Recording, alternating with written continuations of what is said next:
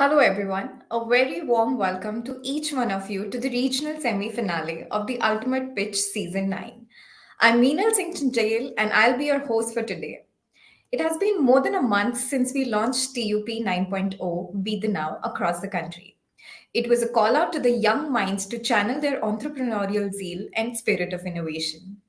From starting with an idea, giving it form and shape, doing the cost benefit analysis, and finally bringing it to a stage where it's ready for go to market. You did it all. Now, with absolute delight, I want you to give all of you a sneak peek into TUP 9.0's incredible journey so far with this video.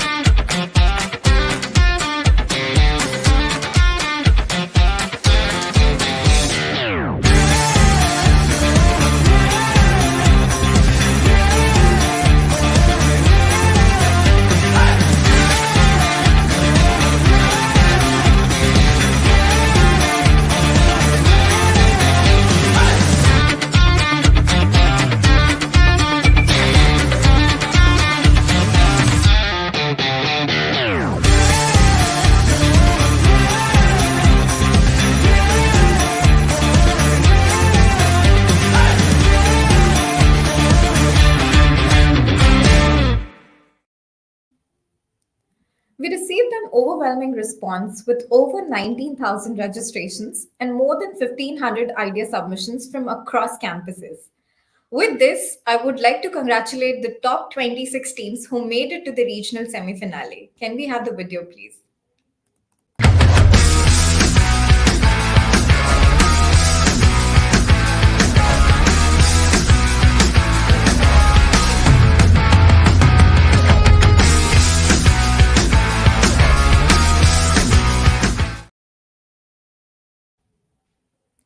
Congratulations, teams. It's been a tough journey, and you definitely have proven your mettle. Determination, grit, and an unwavering faith in your ideas has brought you to this stage of this tremendous journey. Kudos. We eagerly await to see your ideas unfold and soar to unprecedented heights. Now, before we begin, here's a quick rundown of how the regional semi finale will progress. The teams will have 3 minutes to pitch their idea in the form of a pitch video, post which the teams will make a 3 minute presentation to the jury and an additional 1 minute to showcase the prototype of their idea. Also, this year we have a special feature called the Idea Face Off. Don't worry, we'll tell you more about it in the coming slides. This will then be followed by a 4 minute Q&A by the jury. We are excited to see how you will fare in this new format, but please keep an eye on the time. We'll be giving you nudges before the timer runs out. But wait, how did the team impress the jury? The answer has always been straightforward. Your idea must be futuristic, solve a real world problem, challenge conventional wisdom, be practical and scalable, and have a strong business case. We sincerely hope our idea workshop powered by GeoGen Next help the teams have here take their ideas to the next stage. Coming back to the idea face off. In order to add a twist to this competition, we have added a new feature this year called the Idea Face Off. Here, each of the teams gets an opportunity to question their respective opposition team. For this, you'll be given an additional 1 minute after the opposition team's presentation. Keep in mind that our gurus will award you bonus points not just on how you're answering those questions, but also on how you're asking the right questions. Now it's time to tell you about the exciting rewards for regional semi finale winners. Firstly, the winners of today will advance to the grand finale of the ultimate pitch to be held at Reliance Corporate Park in Navi Mumbai. The national finalist gets an opportunity to be mentored by the CEOs, CXOs at Reliance. They also get a pre placement interview opportunity with Reliance. Further, for the grand finale, the ultimate winner of the grand finale will walk away with a cash prize of 6 lakh rupees. The ultimate runners up will be awarded a cash prize of 3 lakh rupees, and the popular choice award will be awarded a cash prize of 1 lakh rupees. Now, with all set in place, let's begin the regional semi finale by introducing the jury for today. We have some eminent gurus with us who are the pioneers in the areas of finance, marketing, and operations. They will be assessing your ideas in this round, and I'm glad to introduce Mr. Arush Kishore, Mr. Prateek Mathur,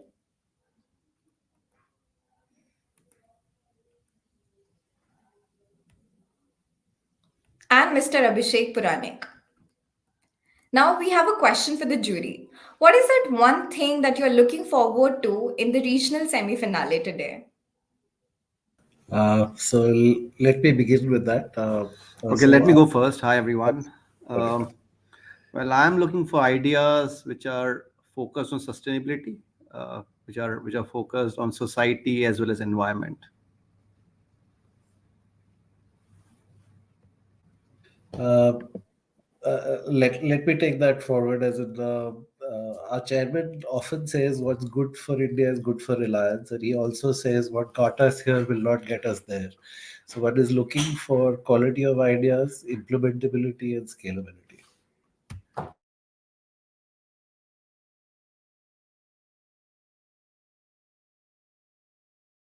Sorry. So while I agree with both my colleagues out here, given the domain that I come from, ultimately the business needs to make money, right? So I'm going to look at that aspect as well. Otherwise, it's not sustainable. So good luck. Right. Thank you so much, jury members. I hope the teams took note of the hack you have just shared and make the best use of this opportunity. With that, it's time to let the games begin. With this, I would now like to call upon the teams EcoStat versus Team Trilogy. Can we have the Team EcoStats video on the screen, please? Imagine a world where books are not just a source of knowledge and enjoyment, but also guardians of the environment. My idea is to transform the book industry by making books using recycled plastic. In 2021, India produced 3.5 million tons of plastic waste and had the capability to recycle up to 46% of it, according to CPCB. With this growing recycling capacity, the major problem lies in the short useful life of recycled products. Post 5 to 6 of such cycles, the plastic is rendered unrecyclable and gets accumulated in our environment, if not already there. To prevent this hazardous cycle, we need to recycle plastics into products with long useful lives. Books are exemplary in this department, with decades of useful life in certain categories. With a strong readership of 60 million Indians who roughly bought 36 million books in 2022, according to India Books Market Report by Nielsen, this idea can have a strong impact on how we handle plastics. The manufacturing process utilizes mechanically recycled LDPE pellets that are fed into the pressing machine and squeezed into sheets. These raw sheets are pressed into the rollers and stretched to homogenize their thickness. Coating comes next, which is essential to make plastic paper printable. Once cutting, printing, and binding are done, these plastic books are ready to be shipped. This way, we can collectively save 18 grown trees, 90 tons of fresh water, and 5 kilowatt hour of energy per ton of pulp paper replaced. This paper is waterproof and tear resistant, ensuring your beloved books stay resilient and pristine. With a cost estimate of up to 15% less than high quality printing paper once the technology is standardized. This innovation is a win-win bet. For Shivani, who despises any damage to her books. For Praful, who is enthralled about keeping plastic from seeping into our environment. And Bhagat, who can enjoy a greater margin because of the lower cost. This innovation has the potential to curb plastic pollution, save precious resources, and enhance profits.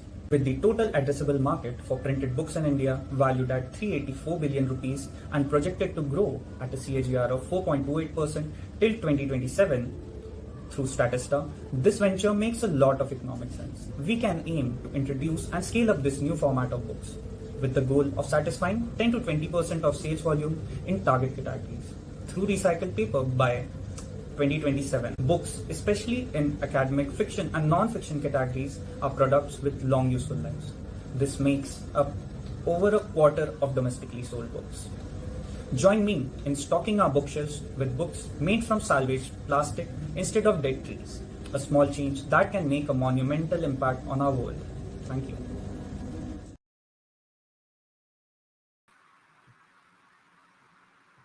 Good afternoon, everyone.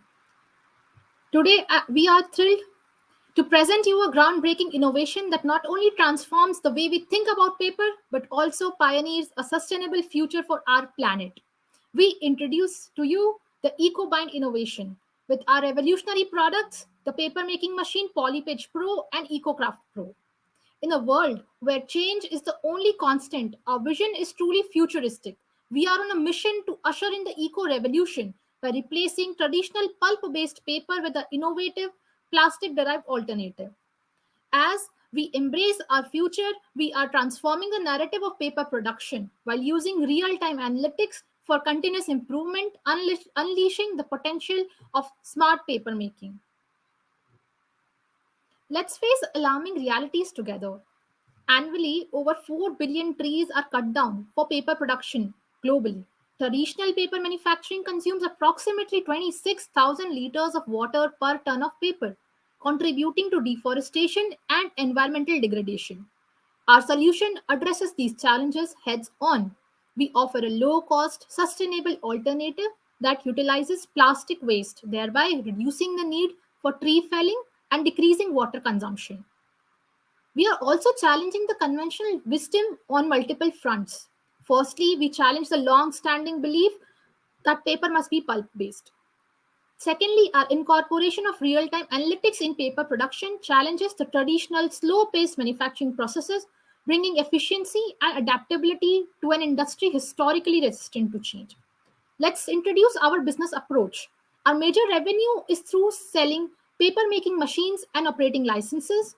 We are also selling industrial automation software and control system and annual maintenance charges, spare parts, and repairs.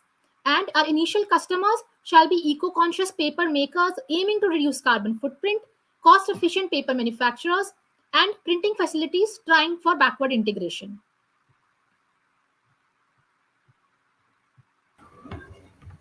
Now let's talk numbers. Our financials and implementation plan projects a remarkable 23% MIRR with a discounted payback period of approximately 7 years. An initial years of 16 crores is estimated.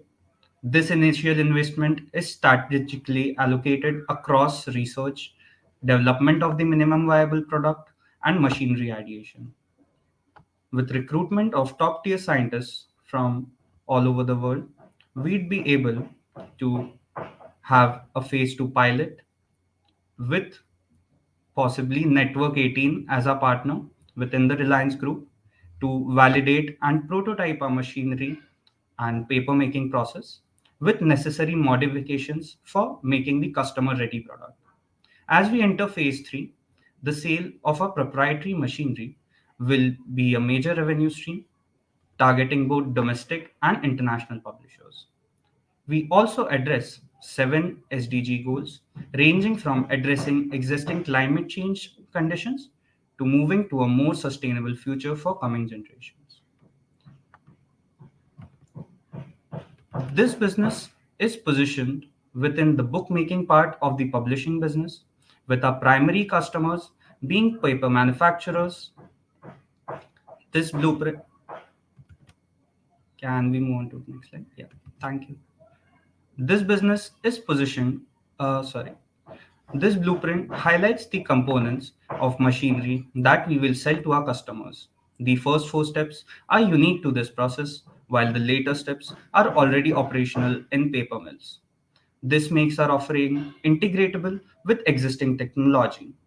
Reliance can act as partners in supplying the raw materials required in the form of recycled LDP, with Reliance leading initiatives like being the first player to chemically recycle LDP in India.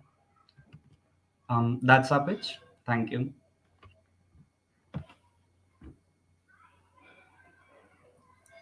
Thank you, team. We would now like to invite Team Trilogy for the idea face off round. Hey, I. Nice pitch people. So my question to you all is that DuPont already has a similar plastic paper in the name of Tyvek since the 1970s and has still not seen any large-scale adoption. So why do you think your idea is any better than the existing alternatives in terms of unit price, properties like weight, etc.? Additionally, the current paper recycling industry can only service less than 30% of total books, and a paper produced each year, and the rest are dumped into landfills. That implies that 70% of your plastic sheets is still going to end up in landfills. What do you plan to do for this? Right. Thanks a lot for the insightful question. Um, Addressing the first part to it, wherein the existing alternatives that have tried to replace pulp based paper were either mostly comprised of non plastic elements like stone paper being primarily composed of limestone, 80% composition limestone, 20% high density polyethylene, or be it other alternatives, which makes the cost increase drastically, because Okay. of which they are used in high cost applications like, let's say, premium diaries, etc.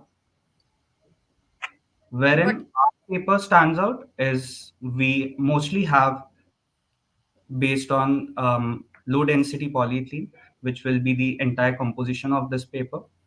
So based on the thickness parameter, up the strength of plastic is, let's say, 50 to 70% higher than pulp based paper. That enables us to have thinner sheets, because of which we'll be able to reduce costs. the point being is that, see, Tyvek is also a plastic paper done by DuPont. So DuPont is an already established company. They are not able to do it yet. And you're saying that, you're using LDPE and whatnot. But Yes, still, I want to compare the unit prices from that angle. Then how are you better in terms of pricing? And also, do sure. you have an IP? Because otherwise, IP or a patent, otherwise people can easily replicate you, right? Right. So our idea is still in a more initial stage, wherein we'd have to get the IP at a later stage. And talking about the existing player that are making papers, I'm pretty sure they aren't using the same plastic, because if they do, then they would see the reduced costs. Okay. But again, if you could back it up with numbers, it would have been nicer. And Sure. you haven't So covered this. Yeah. yeah, getting to numbers, plastic is by weight to paper costlier by around a factor of 40%, wherein the thickness reduction that we foresee is around a 50% mark. That enables us to be 15% cheaper when you do the Right. actual calculations. So, what about the second part of the question about the landfills?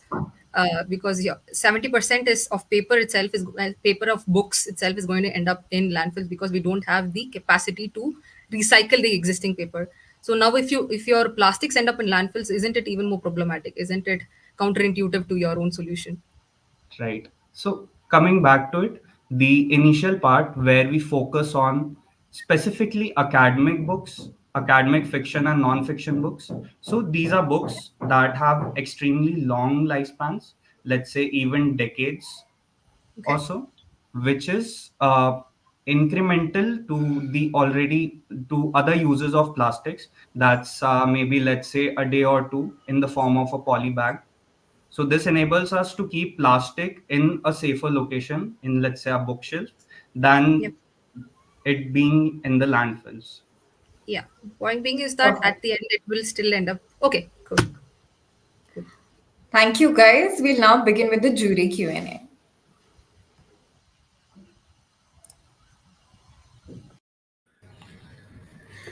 Team, I have a very basic Yeah, so question. Who are your let me customers? begin here, guys. So excellent presentation, but yes, I would have liked more data on it. I think the previous team did ask whether this was an existing technology or a new technology that you are looking to create uh, with the money and get the best minds, as you mentioned, or the best scientists to do that. So would that be a threat itself? Yes. So thank you, sir.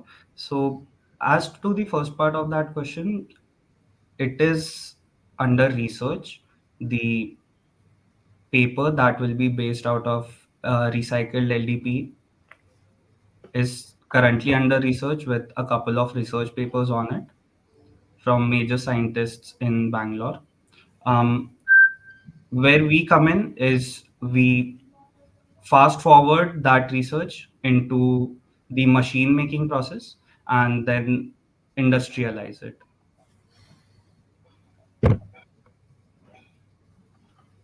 Okay, thanks.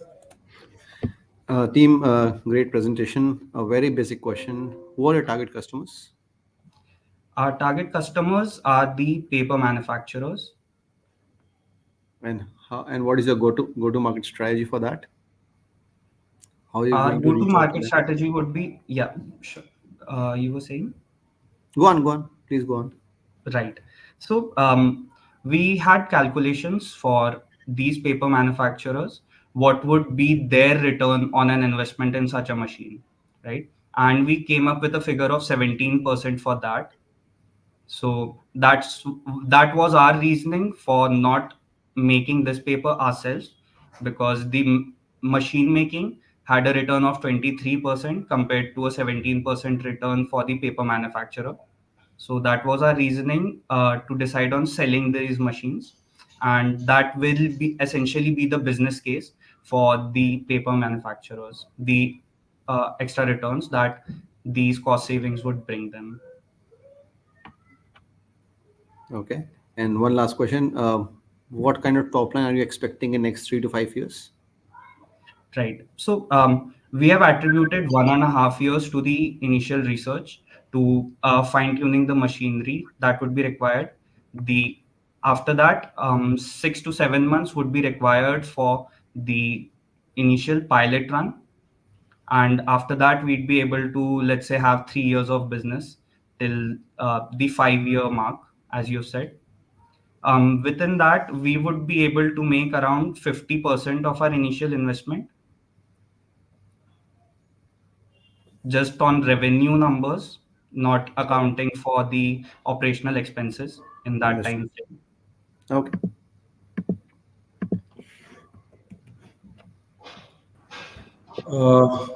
Thank you for the good presentation on this. My question is, if as you mentioned that this is an under research kind of a segment and the research is still going on, question is, how will you find investors to invest in your the 16 crores which you need, or are you guys going to put that 16 crores? Right. So our initial pitch would be the returns that it would bring in, and secondly, we'd partner up with the researchers that are conducting this research to back up the claims and help us But with the funding. researchers are researchers. Are they looking for any equity investments? Are they venture capitalists? We've account for a royalty payment to them with the machinery that is sold. So And that what is would the be capital our structure that you will proposition have? for them. What is the capital Uh, structure that you will have? Capital structure would be mostly debt based with this hypothesis that it would bring in the returns. And we've accounted for 70% debt, 30% equity. You're talking about venture debt, right? Because I Yes. don't think banks are going to give you money for Yes. this, which is not even commercialized. So, if that is the case, what is the rate of interest you have assumed to get your 23% IRR and your 7 years payback period? Because 1.5 years of research plus 6 months of pilot, which is 2 years, plus 5 years of your run commercial, will get you 50% of your initial revenue numbers, as you said. So, Yes. I don't see the 7 year payback period coming from there. Okay.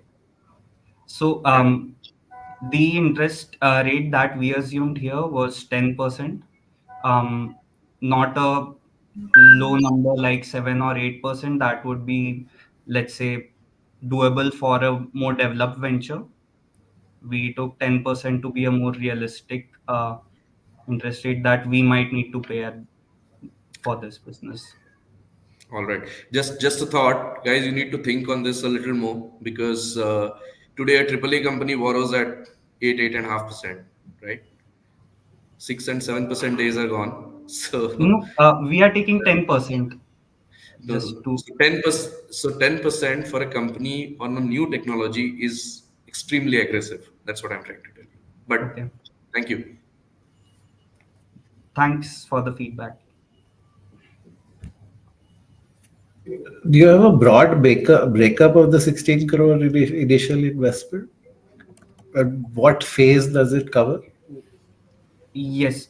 So within the 16 crores, approximately 6 crore of it would go to the product research in the form of the paper research that would be required for, let's say, standardizing its thickness, its printability on various formats, screen printing, offset printing, and inkjet, etc. Um, 10 crores of it would go into machinery research that would be required for getting out the product. So if you look at your phase breakup, how would you break the 16 crores into the various phases? Like 16 of it is in the first phase itself. Oh, okay. Yes, yes. And just if you can help me understand what is your vision for the company? Right. So vision for the company is we have estimated to grow by around 20% ish at the initial phases, because we'll be selling machinery. Sales is in fact very slow, with us selling, let's say, 1 or 2 machines a year. Within growth rate might be 20-30%. The And main what is the traction per we unit find cost, if I may ask? Per unit cost of a per unit machine? cost, yes, that was backed by, let's say, machines that are existing for alternate products like stone paper that is made out of alternate plastics.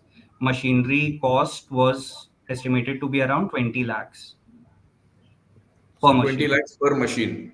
And Yes. what is the margin you make on that gross?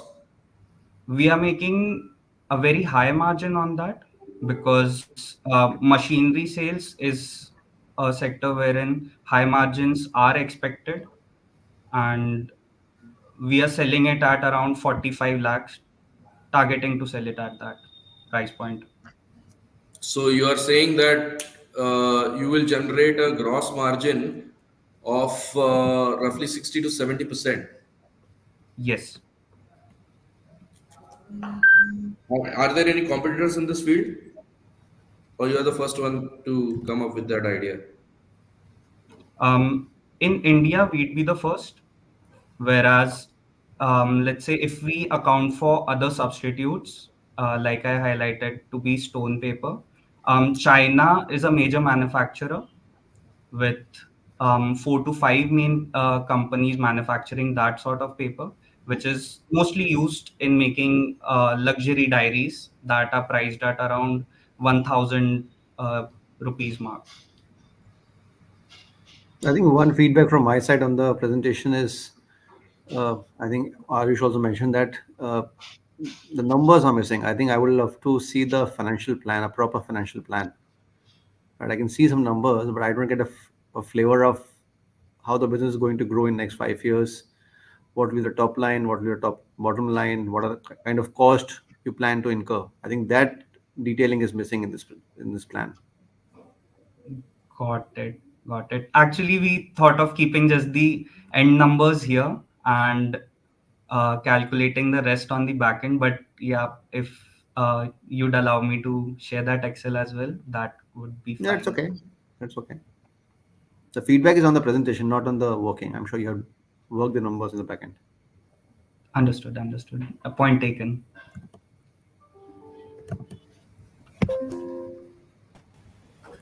Thank you so much, team, for an insightful idea presentation. We would now like to have the video for Team Trilogy. Hello, everyone. We are Team Trilogy, and we are here to revolutionize the construction industry with our eco-brick. The annual brick demand in India is 250 billion, making it a highly lucrative industry with a growing demand of at the CAGR of 10.6%, with 7,400 plus NIP projects in the pipeline. The two major alternatives that exist currently are clay bricks, Fly ash bricks, which releases 5.7 billion tons of carbon dioxide and contributes to 34% of global energy consumption. Various organizations and governments have intervened to assuage the situation, like NAPCC's low carbon development push, MOHUA's banning clay bricks in government projects, and MOEFF and CC's banning new clay bricks, brick kilns, and promoting fly ash bricks. It is now clear that the industry landscape and regulations are favorable for a new sustainable alternative to traditional brick making. And we are here to bridge the gap in demand for sustainable bricks whilst also doing it profitably. Introducing EcoBrick, a patented technology which is made of 95% industrial waste. 22.17 million tons of copper slag is currently produced in India from the copper smelters. 11 million tons of phosphogypsum is produced by the fertilizer industry of India. 226 million tons of fly ash from thermal power plants of India, and 5% of the cement is the composition of our entire EcoBrick. The benefit of EcoBricks are waste management, better properties, and environmental conservation. Let me walk you through the production process of EcoBrick and show how ours is better than the current alternatives. The first step of the process is mixing, where the raw materials from different locations are procured and added in the automatic brick making machine in the screening process. Unlike the traditional bricks, we do not have mining, size reduction, and baking process, reducing the costs, lead time, and energy consumption for our bricks. The final step is drying, wherein after 7 days of curing, our brick is capable of being transported, leading to a very early dispatch in comparison to other bricks. Here is a display of our prototype and how it fares better than the current alternatives. In terms of compressive strength, we fare better than both fly ash and clay bricks. In terms of water consumption, we are the best with 10%. We also have the least cement usage of 5%. The energy and binding material required is also the least. Further, our fly ash brick is robust to be used in both load-bearing and partition walls. The thermal comfort of EcoBricks exceeds clay brick, as it has better cooling effect. And here is a display of our watchman shed that we built with our EcoBricks in the year 2014 at Tamil Nadu, and is still staying strong and functional till date. A solution aligns with 5 of the UN SDG goals as shown here. So why now? To meet with the 20% zero carbon ready buildings by 2020. Hence, we are here to bridge the demand. Above all, we are the patent holders of this innovative and sustainable brick. And now let's listen to the benefits of EcoBrick in her own words. In comparing with the already existing AAC blocks or fly ash bricks or the traditional clay bricks, it has a better strength and is robust enough to be used in both infilled walls and non-bearing and load-bearing walls also. Yeah. Good afternoon, everyone. Can you hear me? Yes, okay. Good afternoon, everyone. Thank you for the opportunity. Let's have an overview of the brick industry. It is highly fragmented in India with 2 million small scale producers. There are only a few organized players like Ambuja Cement and Buildtech. We have different types when it comes to bricks, the traditional clay bricks and fly ash bricks majorly. We also have the AAC blocks, which is made of fly ash. Based on research, our target market will have a major focus on the commercial market, which will have better adoption rates than the residential market in the short run. We envision forging strategic partnerships with major construction industry players as we ramp up production capacity. With an estimate aiming for at least 5% market share, we anticipate supplying 7 billion bricks annually. When compared to our competitors, which are clay and fly ash bricks, we use only 5% cement as opposed to 10% used in fly ash. Our eco bricks need less plastering requirements and low labor costs. With respect to the manufacturing process, heating and baking is not required. Waterproofing is optional, which will save us operational costs. Another major advantage is that our bricks are strong enough to be used in both load bearing walls and the partition walls in buildings, unlike fly ash bricks, which can be used only in the partition walls. Apart from this, pre processing of raw material is not required as they are already fine particles. Our bricks can be shipped after 7 days, unlike the clay bricks.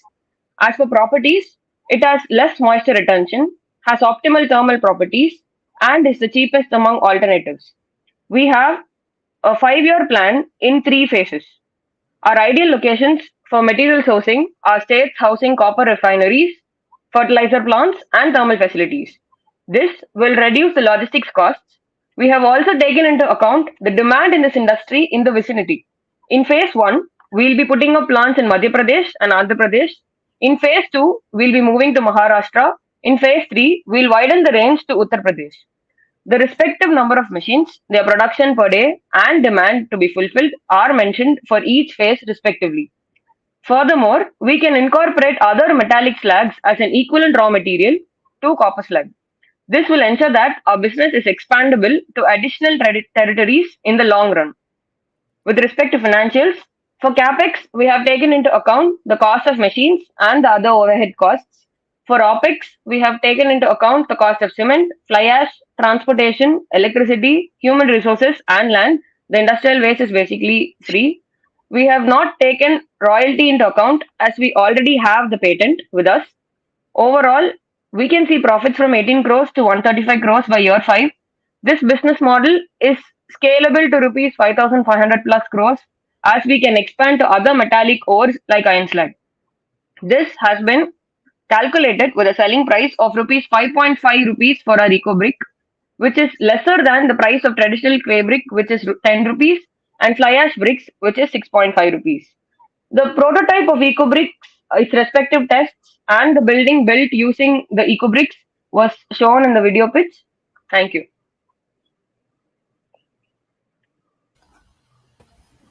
Thank you, team. We would now like to invite Team EcoStrats for the idea face of round.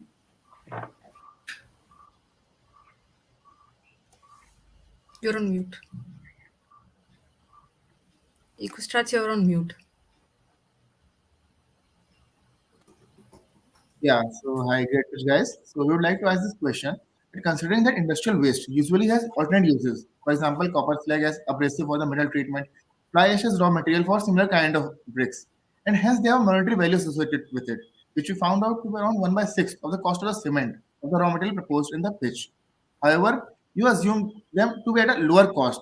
So how do you justify this cost structure since it will affect the revenue and the growth projections significantly? Moreover, secondly, we would like to understand the total operational cycle related to the clay and the fly ash bricks, as it would impact the operational efficiency and the sales projected for the given period.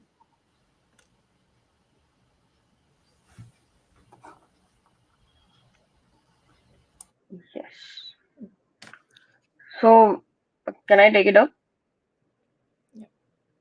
Yeah. So when it comes to the industrial waste, we have actually included cost for fly ash because fly ash is being exported and is being used for fly ash bricks right now, and also the AAC blocks. Fly ash is a major component of those blocks.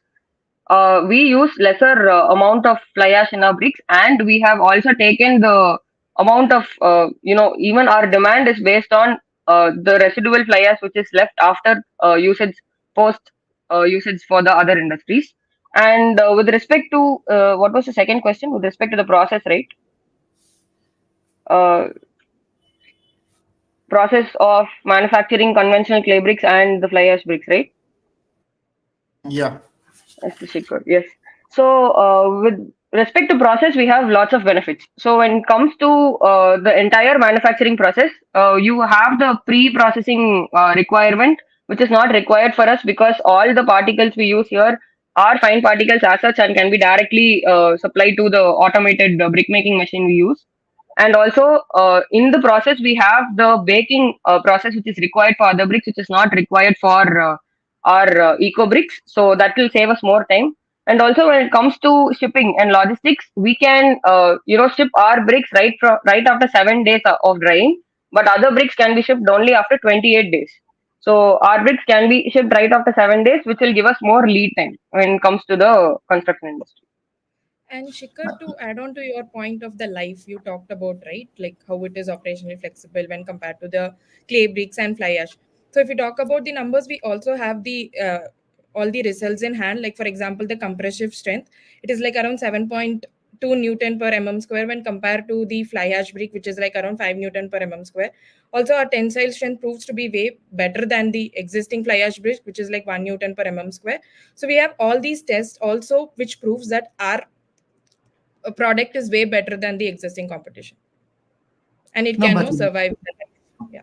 so for the first part that you mentioned regarding the uses of fly ash, You mentioned that it Yeah. has given 576 tons of carbon dioxide. And being fly ash being the major contributor in this case also, it is approximately 95% that is fly ash being used in making your bricks. So how is it different Yeah. from the original brick?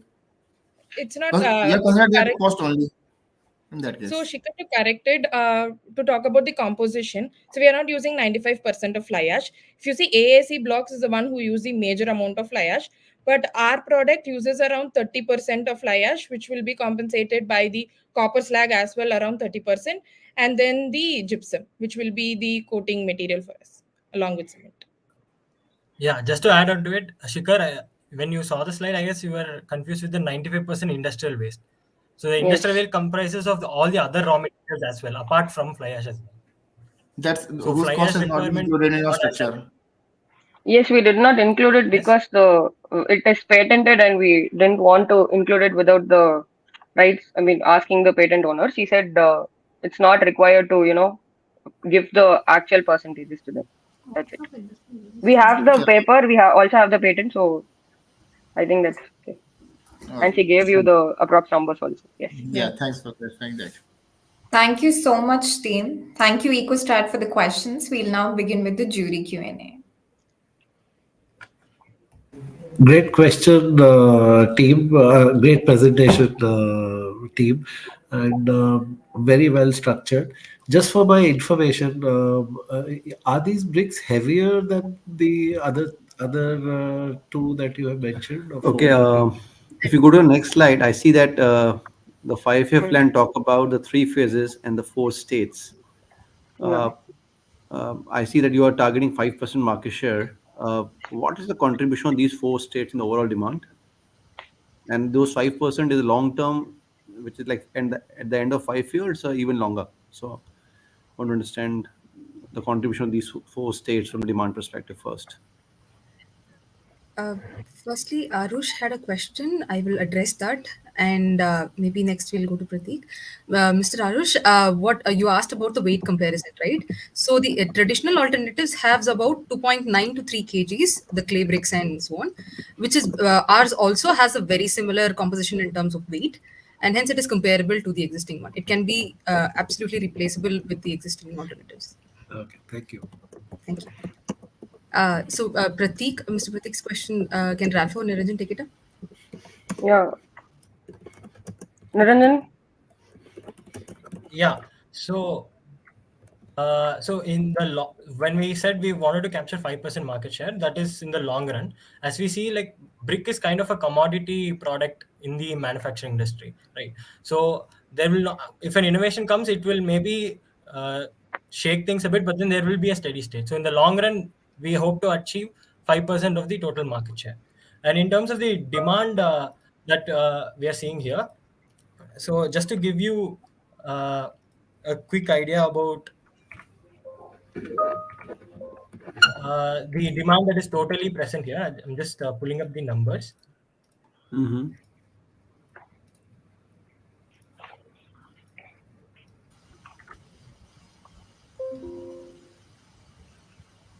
Niranjan, do you want me to open up the Excel? Is it possible to open up the Yeah. Excel? And in I think parallel, I so. was also wondering that so there are few organized players in this space, and tomorrow they can also launch a similar product. So how do you plan to counter that? We hold a patent, sir. So, firstly, our product cannot be, replicated by others. So, Niranjan's mother is the patent holder. So, that would be our first, big barrier from others to copy us. And the existing alternatives, nobody uses 95% of the industrial waste as such. So, I think the government mandated percentage is fly ash to be used as 30%, but we exceed above all of that with 95% industrial weight, not just fly ash but in other compositions as well, like the copper slag and the phosphogypsum. Together we use that, so we are much better in terms of the existing alternatives as well. Yeah. And And also, sir, in terms of yes. you were Yeah. asking earlier. So, from our calculations, this amounts to roughly 8% of the total. The brick demand in India is around 8. This region that we have covered in the slide, The 4 states contribute to almost 8% of demand, is what I heard. especially Is it correct? the commercial. Yes. Okay. So Sir, with respect to the other competitors, right? So we already saw Ambuja Cement and Buildtech. So all these are focusing mostly on fly ash bricks or mostly AAC blocks, which are more fly ash based and cement based. Cement industry is already highly polluting, and it actually gives most, that constitutes most of the price of the brick. So that's why we've reduced the amount of cement used in our blocks to 5%, and to I mean, they cannot copy us because it is patented. And the other one is there are other sustainable bricks in the market, but they are all made out of um, plastic plastic material, or it's made out of clay masks and such. But I don't know how much it can be produced on a large scale. This can be produced on a large scale based on the uh, waste generated in our market. We have generated the demand, and the supply is also based on that only. Got it. Adding to that, sir, Guys, the other brick would require a lot of pre-processing. Like if you're taking plastics or straw or whatever, it requires a lot of pre-processing. Whereas the industrial waste here comes in the powder form, which can be directly feeded. Okay, understood. Yeah. okay, firstly, I would like to compliment you on the presentation. Very comprehensive. Thank you. First question, I could see one structure which was constructed in 2014. What happened after that? Yes. We are 10 years apart, right? What has happened after that? And why nothing was done after that? I So, would sir, like to I take can take this. that up. So that structure which was built was actually part of the research that was done to show that this is a viable product. It can stand the test of time, and that structure still stands. It's a watershed. It's a shed that's still standing in Tuticorin. So that was And built as a part of the academic project while they were formulating the patent. No, but my Yes. question Now is, we if are it thinking, was done 10 years back, why has there been no progress? If the product is so brilliant and it is going to generate such high returns that it could be a 5,500 crore plus crore business, it is Yes. kind of obvious that anyone would have picked it up like 8 years back or 9 years back after seeing Yeah. the tensile strength and the strength of the product. So why was it Yes. not done? So, so sir, I'll take it up. the patent was filed. Yeah, Rafa. So the patent was Rafa, go ahead. filed post that, and we received the patent also recently only, and that's why we want to proceed it further from now on. And also, this industry requires a lot of capex, right? So to start with this, to have a jumpstart, we need more money in the bank. So once we get that, we'll be able to start this industry. That's why we had to pitch this as a business, right? No, I was trying to drive you to this response. So Yes. basically, brick making is a capital intensive industry, and Yes. how do you plan to get the funds for that? Yes. So, with respect to the machines, it is just 35 lakhs per machine, and there are different machines with respect to that. 35 We are lakhs taking is the highest. 35 lakhs Yes. will produce how much quantity annual? So, you can see in the previous slide also, per day production we have generated for the number of machines. So, it is three machines, and production per day will be, it's not, so annual production is 83 million bricks actually. So per day it's around 5,760 bricks, I think so, sir. Per shift it is 5,760 for one Okay. machine. So Yeah. there's a error in that, right? Because that was exceeding Yes, your yes. 7 Yes, yes. million. Yeah. Okay. Okay. Fine. So just It's let the me annual check the production, sir. Excel. So that- Right. No So the problem. production capacity per hour is 5,760, not per day. Per hour Yeah, it yeah, is because 5,760. that would have exceeded your 7 billion bricks annually in one Yes, go. yes, So, yes, yes, Yes. I was, and So how do you also source? another point to that question that you had asked earlier. So the thing is, lot of these people are having huge kilns. That kilns, and that is the business model they've already established. To move away from those brick making kilns is something that most of the existing players don't want to do. yeah. Like, So No, we and actually this is a spoke with the, yeah, pretty fragmented sector. This is a very yes, localized and fragmented sector. So, in yes, fact, the numbers you have said, which is 5% of market share, it's not easy. It's extremely yes, challenging to even get to a yes, 5% number, and within a period of 5 years, yes, it's definitely going to be a challenge. So, my yes, second question that I had was uh, what you mentioned in terms of your geographical roadmap over the three phases was based on the demand, right? yes, Because you said that these three, if I'm not wrong, I couldn't hear it a little, but you said 8% of the total demand in India is catered by these four states. And Yes. so that is one part of the story. But where do you source your raw materials from, and how do you get it to those plants? I would Because like to you take it are up. working on 95% industrial waste, and so how will you do that? Yeah. Before you answer, let me ask to add to Abhishek's question, which is that okay, there is a supply chain to inbound to your plants. Now, the classic brick clay is close to the customer. Okay, Yes, uh, so you will be breaking away from that model. yes. So, at the other end, how are you envisaging it? So So, I would Preeta, can you take up the first question by Abhishek? I'll take up the second question by Arish. Yeah, so first, as far the plant location is considered, so we have strategically located the plants to make sure that our raw material is very close to the plant and to the facility.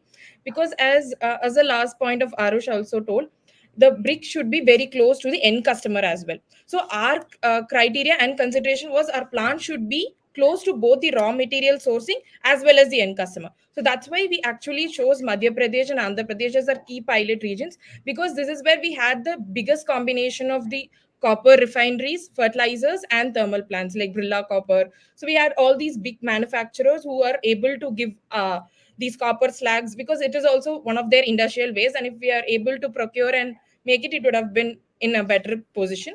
And to the downstream part of it, so that's why we just started with the commercial space around, in and around, because transportation is one of the biggest cost drivers as far as this industry is concerned. So that's why we started to locate, if you see Madhya Pradesh, Andhra Pradesh, and Uttar Pradesh also, we wanted to cater to the metro city. So that's why we made sure, okay, no, we'll be able to cater to Noida and top cities in those regions, so that even in end stream, I mean the downstream, it would make sense being close to the customer. So that's our Yes. strategic So, location of the plants. so with Yeah, just respect to adding the to this point. So the thing is, sir, in our case, this model is only for the copper slag as an ingredient. However, our process is such that any other metallic slag is an equivalent. So in the future, we can move to states and put factories located, strategically located, so that other industries ka industrial waste like iron, like steel slag and such ingredients can be incorporated. So this is So, just based on copper because our patent is based on copper, but every other metallic slag is an equivalent. so I had a question on and that. Why don't you answer Arush's question first, and then yes. I'll ask a relevant question Yes, on this, please. Yeah. yes.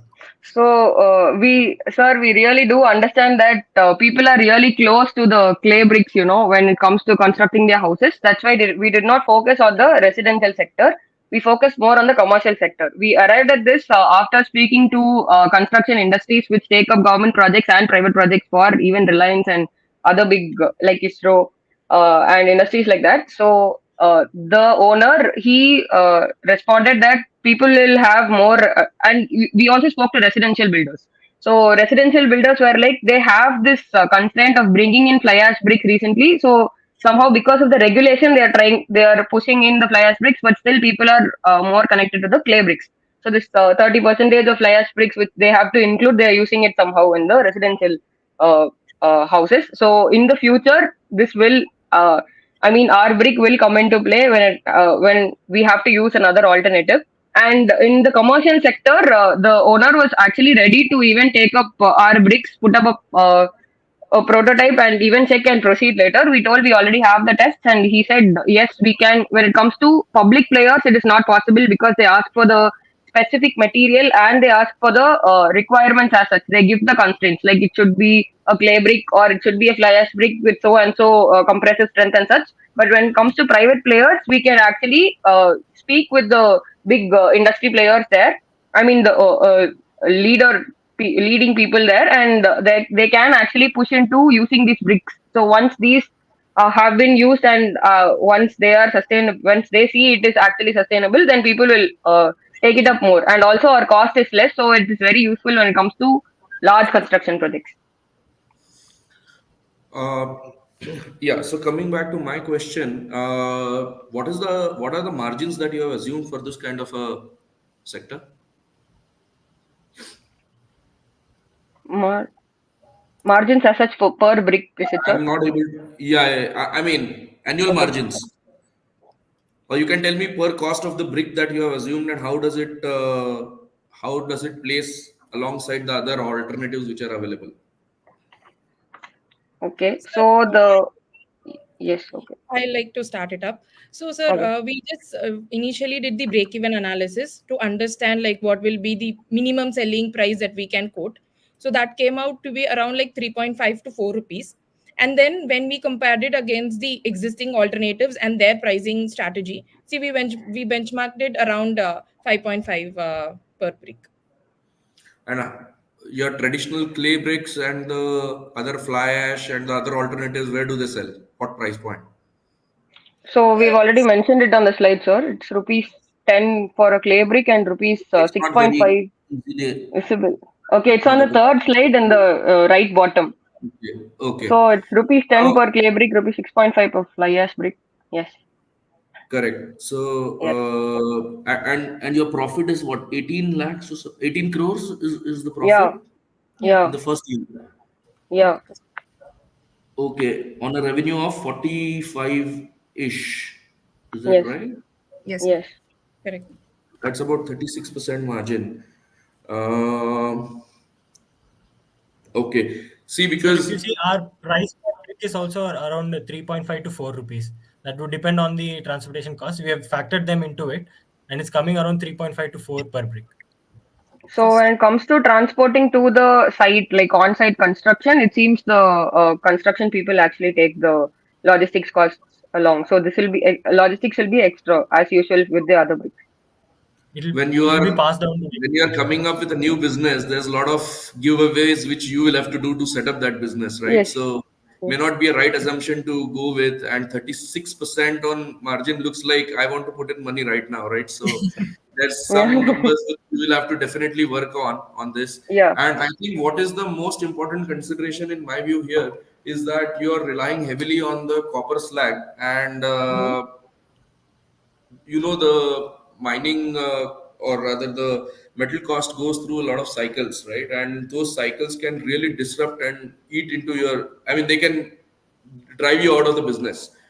So having a particular, I mean, you can mitigate them with spot contracts and stuff like that, or long-term contracts with these guys, but you don't know Yes. initially how your business is going to do to have long-term contracts. So probably having a mix of slag across metals Okay. could potentially be a better idea Yes. to mitigate the risk of you going out of business only purely because of you being caught in the wrong end of the cycle when Mm. you commercialize your product. So that's my feedback.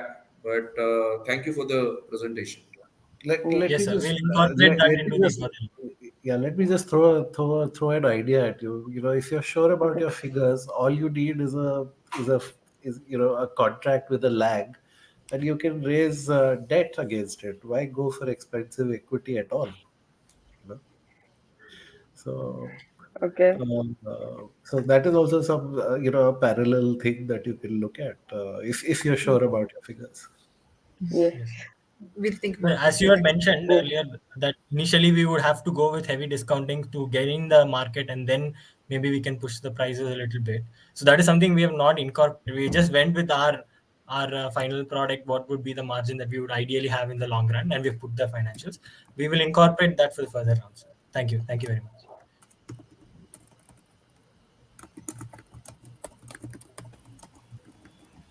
Thank you so much, team, for an insightful presentation. Now, let's allow our jury a minute to complete evaluating the teams. While they make their assessments, why don't we have some fun? Here's an interesting question for the audience. The rules remain similar, which is type the answers in the comment section to win exciting TUP merchandise. Can we have the question, please?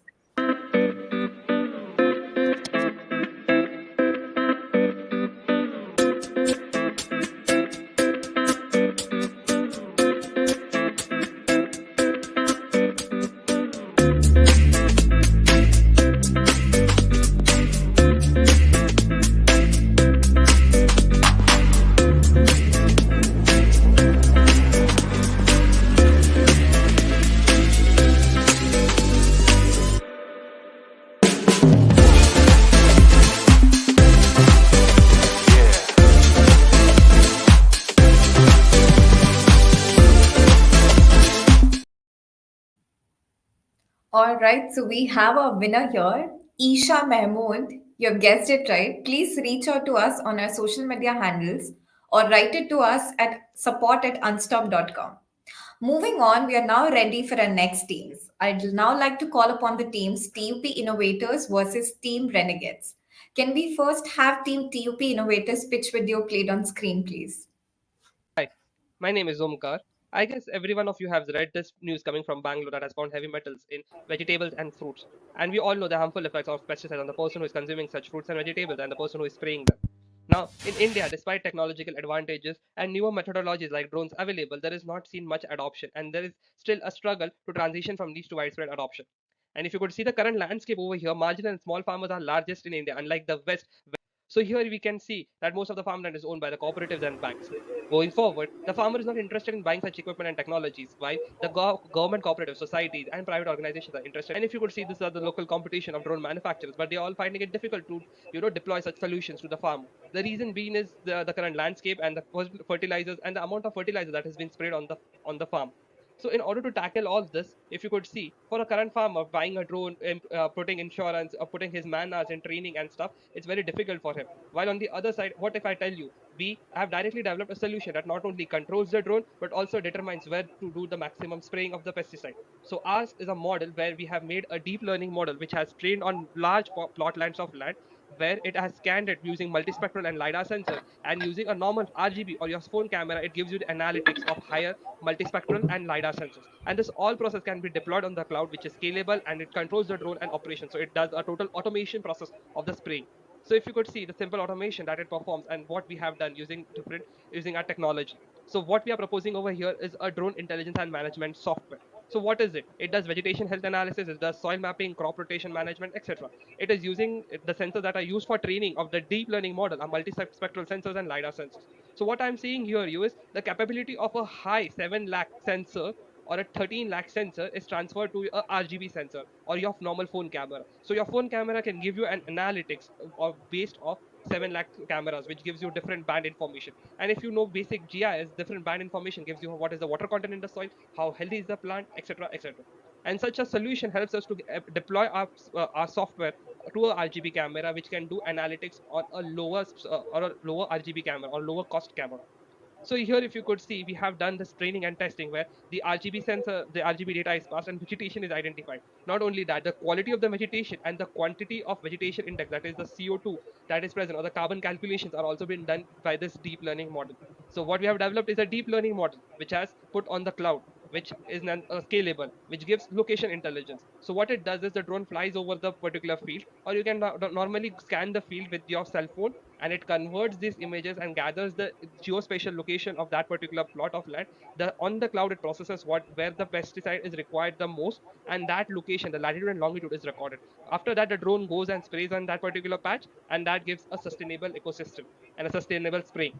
So if you could see, what is the proposition over here is this: we are basically a cloud deployed solution software suite that we are selling it to the cooperatives, to the private organizations, who in turn have the manpower, who in turn hold the huge land parcels, and who in turn would make sure that the adoption of such drone technology is done. What we do is we enable to do precision agriculture. We enable them to perform precision agriculture with our software solution, which grows to precise location. It not only monitors what the current status of the drone is, it also monitors what sprayed pesticide is done, and you can do due diligence also based on this particular software.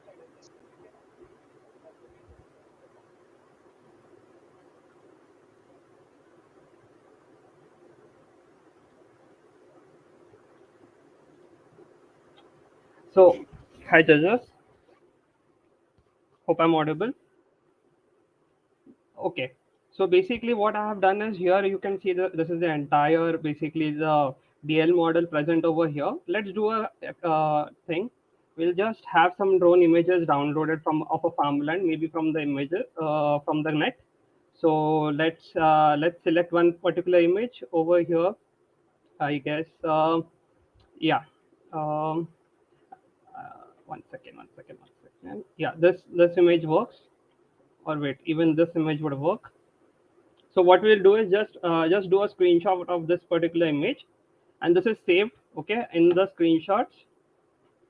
Okay, I'll just copy this, put into my prototype. and rename this as 2. Okay. Now we go back on my screen, and as you could see, I've already loaded the model. So the deep learning model is already trained.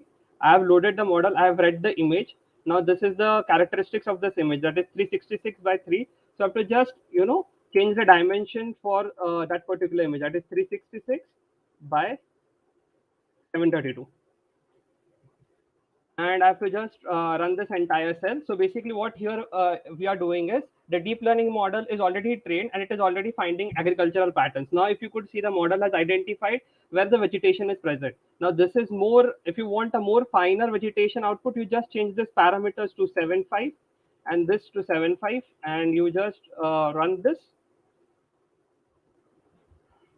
and here you have the plot.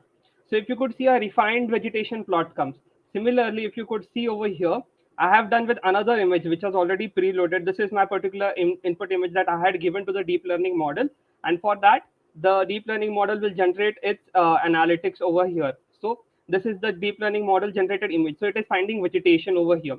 So what we have done is we have trained this. It is trained on the on a total of 10-acre data, and you could see these are the different vegetations, and these are the various results of that particular deep learning model.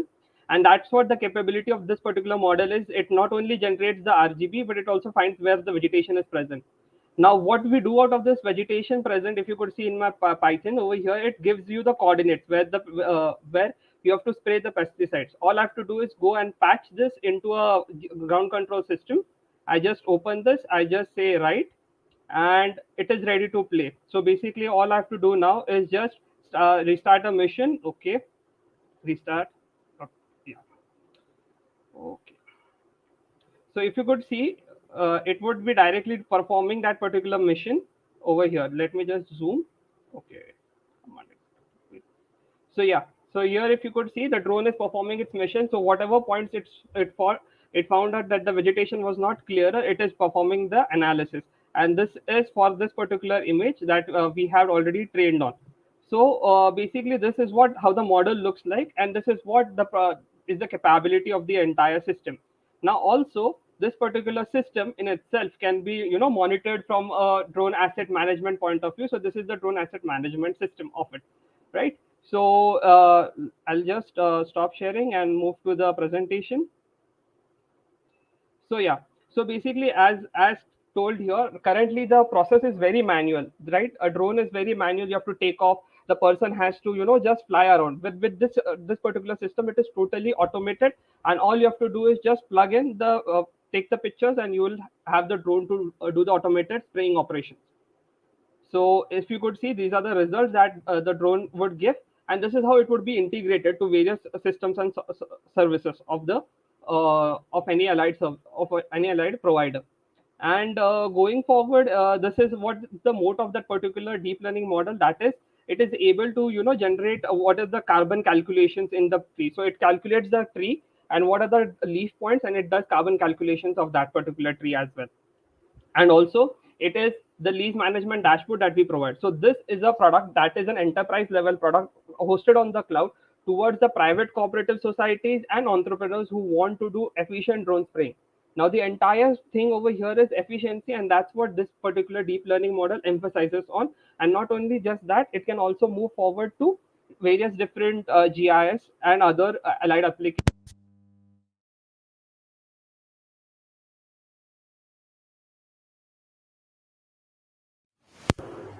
Yeah.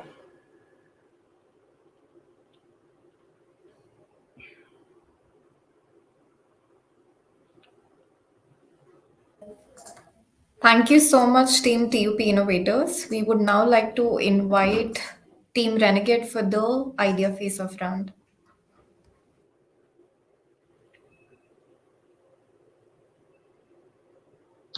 Um, so, hi, Omkar. That was a really great presentation.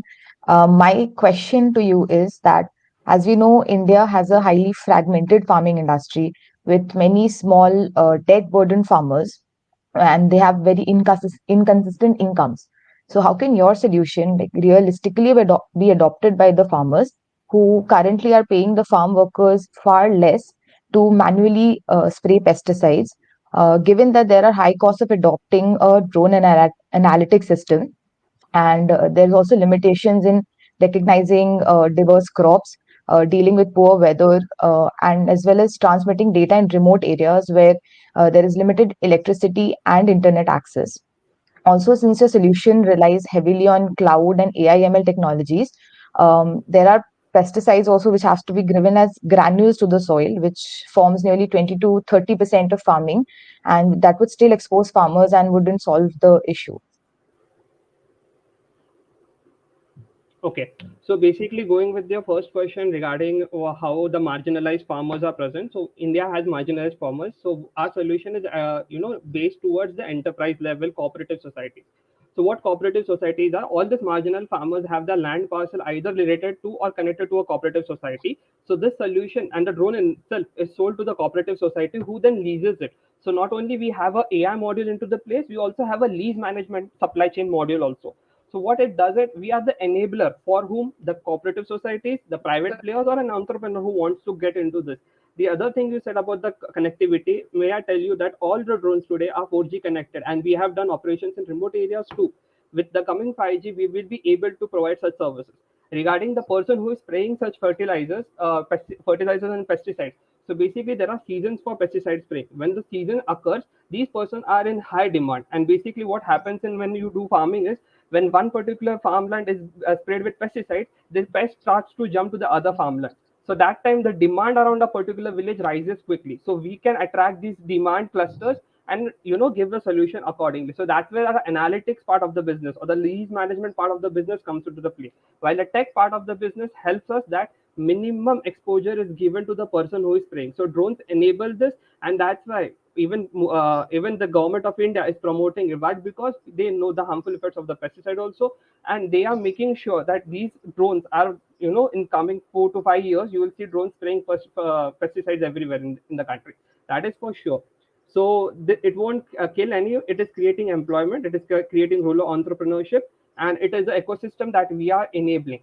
So that is our solution. But still, I mean, farmers would be the end customers, right? So how No, would no, no, no. Farmers are not the end customers. Here, the end I mean, they customers would are be the private end users of entrepreneurs. this technology.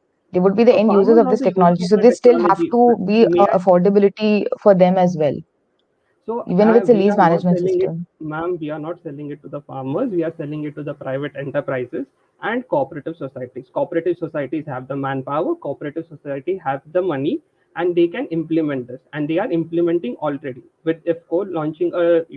IFCO has already entered it with 2,500 drones. They are entering into the rural areas. They are not selling the drones, are not being sold to the farmers, but IFCO as a fertilizer company has taken up the drones, is getting this solution and spraying this. So they are using lease management and they are using intelligence automation. So we enable IFCO, companies like IFCO. So that is our business model. We are never targeting the farmers. We are helping the farmers in a social or cultural aspect. Okay. Thank you. Yeah. Thank you so much, teams. We'll now begin with the jury's Q&A. Firstly, I would like to Yeah. comment on the amount of content Hi, Arush here. video Just that has one been. clarification and one question. The clarification that I seek is there a margin of error involved in this product in terms of the final delivery of the fertilizer? One. Number two. Sir, can you please repeat actually your voice? I'm not able to hear properly. Yeah, so the question that I want a clarification, is there a margin of error involved in the delivery of the fertilizers by the drone? Because you're relying on GPS or telecom data. Number one. Okay. Number two. Coming back to the question of it being financially viable. So I think if I can get the gist of your argument, you are saying that you're not selling to the farmer, but you're selling to the cooperative because of the scale issue. However, at what scale do you think it becomes financially competitive, either in terms of acreages or number of customers, however you calculate it? Yeah. Okay. So, sir, I'll just go with the basics first. That is the accuracy. The GPS is very accurate. That's why we are doing GIS applications. What we are doing is converting land records with drone images. The drone images are that accurate. First thing. Second thing, there is RTK model that not only increases the efficiency of the GPS. Now today, when manually spraying happens, there are just centrifugal pumps who will just do normal spraying. They are not utilizing precision agriculture. They map a field and they do patterns, grid patterns around that particular field. There is no automation involved in that entire process. It is just plug and the drone flies away in that particular grid pattern. Here, the GPS automate like the lat and long is already calculated and that is demonstrated. The drone would hover over there and spray. Second thing regarding the financial viability, now considering the market order of 2,500 drones and upcoming orders in, the government is also procuring with currently each district asking for 2 drones, that could be leased to the farmers who want to use the services.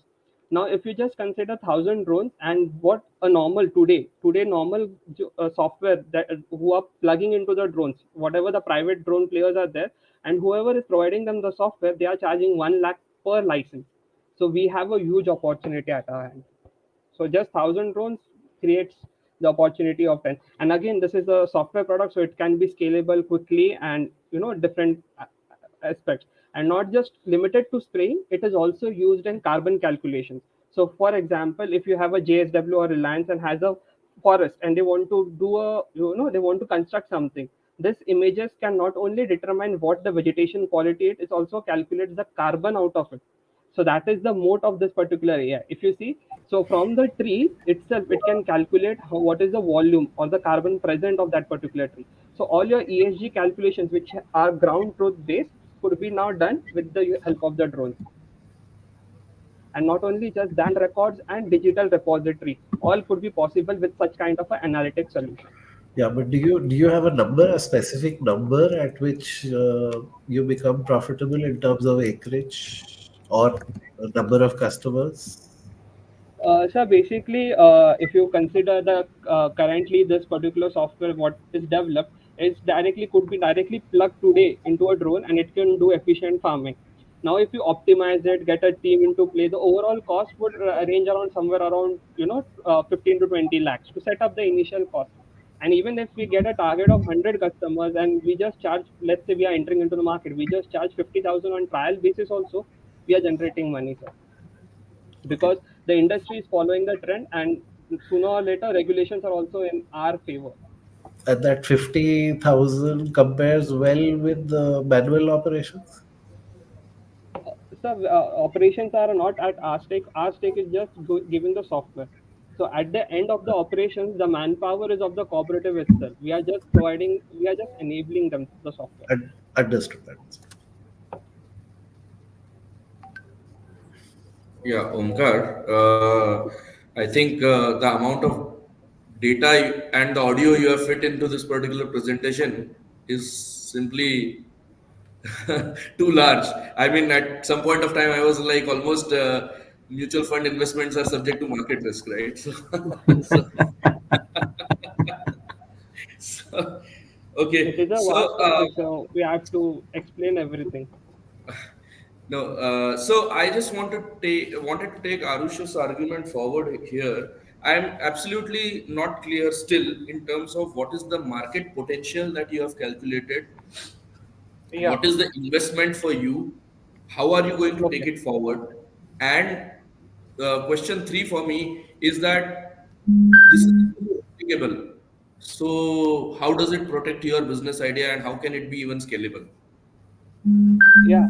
So, sir, basically over here, if you see, right, by 2030, we have a 75,000 crore of commercial drone market. Out of that, software would be 10,000 crores. In 2020, we have 2,900 crore of current market of the drone market in India. This is according to FICCI drone report. And considering this particular thing, that a particular agricultural drone, the making cost is 5 lakh rupees, while they sell around to this particular IFCO or any particular society for 10 to 15 lakhs. In this, 1 lakh rupees is charged for the software or the GCS, that is the ground control software that controls the drone itself. A drone is not the normal quadcopter, which a toy, it can be controlled by the remote. But a hexacopter, which is a spraying drone, cannot be done easily. That's why it requires this ground control system. So this software becomes very much important into the market. And currently in India, what we are doing is we are just using open source plug and play technology. We are not developing customized solutions. And right now there is a requirement in the market for this customized solution. Now, if we just understand the overall marginal market space into the India and considering total 619 state cooperatives, out of that we just say only 100 cooperatives are there, or only few state governments are interested in buying such a technology. That increases our market viability and fit. Also, the cost wise, what we are doing is, as it is on the cloud, it is scalable. So today, what you saw, the DL model run on my laptop. If you want to do heavy processing of maybe 100 or 200 GB of data, it could be scalable accordingly. And whatever number of processing you do, accordingly you could charge for that particular processing. And considering there are various different things that considers into the cost, that is the R&D cost. But on a very basic, with 15 lakhs of investment, we can start the operations immediately. Omkar, Yes, uh, sir. just to add to that, means who are your competitors in India? I'm just wondering. So my competitors are basically, I am competing against the person who is spraying by his hand itself. But considering the software part of it, my competitors are open source softwares like what I have, Mission Planner, QGCS. These are open sourcely available, but they don't have this AI/ML module, or they don't have this deep learning module. What brings our moat is this deep learning module that not only does analytics. Because if you want to do analytics, well, let me tell you, normally if you don't use this particular technology for spraying, you use this technology just for crop analytics itself. So what you require is, you have to fly a drone. That drone would be a DJI drone costing of 5 lakh. You have to fly the drone. It will capture around 100 to 200 GBs of data, bare basic, depending on the acreage. Post that, you have to take it to a GIS expert. A GIS expert is a geographical information system expert, who what he does is, he merges all these photos, he stitches them, and then he performs analytics using different band information. As you could see, the red band, the water indexes. So this is time consuming. This is costly because there is person involved into the loop. All this can be done directly by the software. Now, the main point over here is, to do GIS analytics also, you require multispectral cameras and LiDAR cameras. Now, multispectral camera costs around 5 to 7 lakhs. LiDARs cost around same range. And this, what I have done or demonstrated, is a RGB. I have done something from a screenshot. Based on a screenshot, my software is able to tell where the vegetation is good or not. So that is the capability of the deep learning model. So any RGB, your normal phone camera also, if I give this particular solution to your phone, you scan it, you take a photo of your farm from top also, it will tell you where the vegetation is bad. So that is the scalability, and that is the progress of this particular technology. And quickly And show, that is integrated yeah. with the controls. As the time is up, can you quickly show me the PNL? Do you have the PNL Sorry. slide in this? Do you have a financials in this in this deck? Financials? Sir, just I have a cost structure, because operations wise, this is the project has already been developed. So this is normally This development I've cost, which seen. is also, Yeah, this I've seen. considering that I make the drone, I have the control of the drone. I'm not selling the software, but I'm selling the entire package: the drone, the controller, and the software. So this is what the cost wise it would look like. But if you just say today, you have the software is ready to ship. So today, if you say, bring me any hexa drone from from any manufacturer, I can plug this into their firmware and it can do this No, I analytics. understood that. That is what I I was demonstrated. looking for what kind of money you are going to make. Sorry, sir. I was looking for what kind of money you are going to make from this business. So money wise, if you just see, because right now what I need is more of a, a backing sort of, in terms of validation, in terms of, like, for example, if just for example, if I integrate this particular solution suite with Reliance Geokrishi, that gives me validation. The software gives me validation, then I can, the market is open for me. But Understood. on Okay, bare fair enough. basic, if you ask me, even if I target few cooperatives or few government tenders, I could generate around easily 5 to 10 CR, Okay. depending on 500 to 1000 drones, because Okay. all would run the same software license. Got it. Got it. Okay. Thanks. Yes, sir.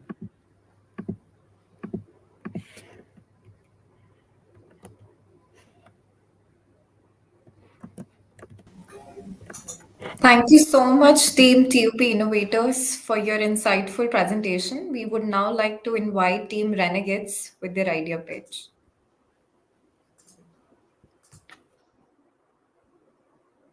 India's 200 billion trucking industry powers movement of 65% of manufactured goods.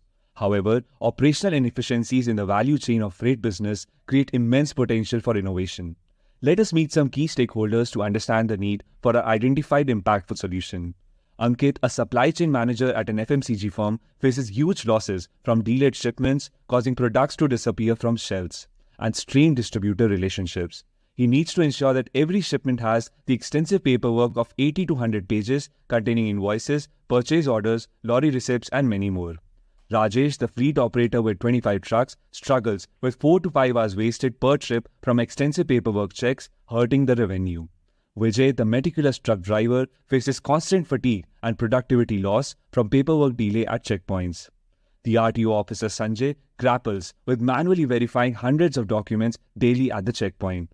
He wishes the process was transparent, faster, and more foolproof so he can focus on core enforcement duties. Hence, to make goods transport smoother and faster for all involved, we propose an online-offline integrated, compact mountable device, Vahan, vehicle accessible hub for authentication and networking for heavy and medium-duty commercial vehicles. This can verify, store, and retrieve transportation documents required during transit. Vahan supports online Wi-Fi connectivity at starting and endpoints for document storage and retrieval. Documents are verified on blockchain and stored securely. Once documents are transferred and verified, they are stored offline. At any checkpoint during the transit, officers can simply use a mobile app to wirelessly scan and access the documents offline from the device using near-field communication technology instead of handling papers. As the documents are pre-verified on blockchain, officers can quickly check the digital list instead of lengthy manual cross-checks. With GPS integration, the device auto-uploads documents or the changes when entering high connectivity zones, saving the driver effort. Our interaction with nearly 20 transporters have helped us understand the necessity of such innovation that hinders faster operations. It can benefit transporters with quicker turnover for trucks. Drivers spend less time on paperwork and can focus on safe driving with less fatigue. Businesses get faster shipments. Consumers gain from potential cost savings as overheads reduce. The analytics provide on vehicle movement, transporters' details, and documentation can guide policy decisions to remove friction points like border holdups and minimize cumbersome paperwork obligations. The market potential is massive. Over 10 million trucks moving goods reduce drastically 500 million paper documents generated and aim at reducing verification time by 75%. Thus, the impact of paperless and presence-less transactions spans across dimensions of profitability, sustainability, governance, and convenience, leading to an efficient, integrated, and well-regulated transportation ecosystem. Team Renegades present Vahan, an innovative online-offline solution providing blockchain-backed tamper-proof digital documents, offline NFC accessibility, and automated GPS-triggered uploads. We aim to slash the document verification time by 75% and digitize about 10 million documents annually, replacing 500 million sheets of paper while ensuring transparency. Our business potential taps on nearly 70% of the transportation market, comprising of medium and heavy-duty trucks, which forms nearly 7% of the national GDP. A delay of about 5 to 7 hours can heavily impact all involved. To drive adoption, Vahan will initially target large transportation firms and private companies with sizable in-house fleets. Industries where timely deliveries are critical, like agriculture and FMCG, will be our prime candidates. Additionally, industries such as auto and cement, which move bulk shipments via road, will also be our target segments. Locally, comparable solutions like Fleetex and TrackNerd focus on invoicing and GPS tracking, leaving a huge gap in the market for digital documentation during transit. Global ELD systems prioritize telematic data and do not focus on Indian road logistics and compliances. This gives Vahan a first mover advantage. With a highly fragmented trucking industry, the go-to-market strategies relied on embedding this device on the manufacturing stage itself through OEM partnerships. Additionally, we'll collaborate with a wide service network to make adoption easier via certified installers. The implementation plan has been divided into 5 stages over 5 years. The first stage will require a partnership with an OEM and government and an IT solution provider. This will aid in bringing the guided implementation from the ruling bodies and ensuring faster adoption. Integration with government digital frameworks like FASTag and DigiLocker will provide unified access. The pilot testing will be the second phase on the critical national corridors, and checkpoint heavy states which will pave the way for the third stage, that is the phase production rollout over the 2 years, prioritizing route clusters or transport hubs benefiting most from digitization. Deployment will be initiated on key freight corridors like Mumbai to Delhi or Delhi to Chennai, which have the highest volume of goods movements between major cities. Also, major ports to interior cities connecting cities, which will also have heavy import export shipments. Now, next we have the financials for our idea to showcase the business viability of Vahan. We estimate a scenario where pilot is approved by state government and we manage a business of 6,500 units in year one and a business growth of 20% with an increase of 5% in overheads thereafter. Based on this, our major cost drivers in the revenue streams, it will be profitable from second year onwards and shall be break even within 3 years. Within 3 years, cost benefit analysis for a hypothetical customer who's a transporter with 20 trucks show that the transporter is expected to have a payback within 3.5 months and an ROI of 262% in year one itself. Now, we would like to request organizers to play our prototype video.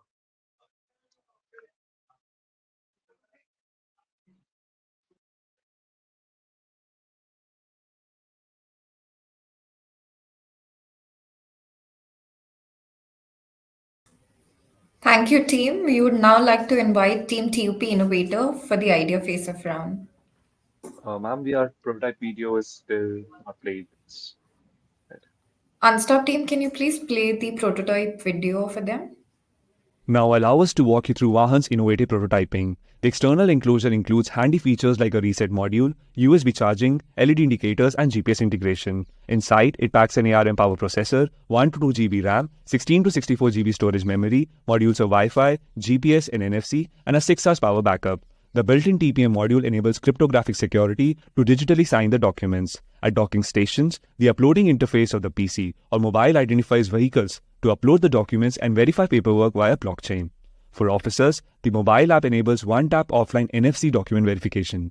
The app allows officers to sign in with credentials or OTP mode. One can tap the Vahan mounted on the front door of the truck, receive and verify the documents. The officer can approve or reject the documents. On approval, the verification is marked successful. However, on rejection, the officer gets a choice to call the concerned business and also mention the reason for holding up. Further, the officer can see the history of all their checked vehicles. Businesses get an analytics dashboard to monitor revenue streams, common checkpoints, state-wise insights, and optimizing logistics efficiency.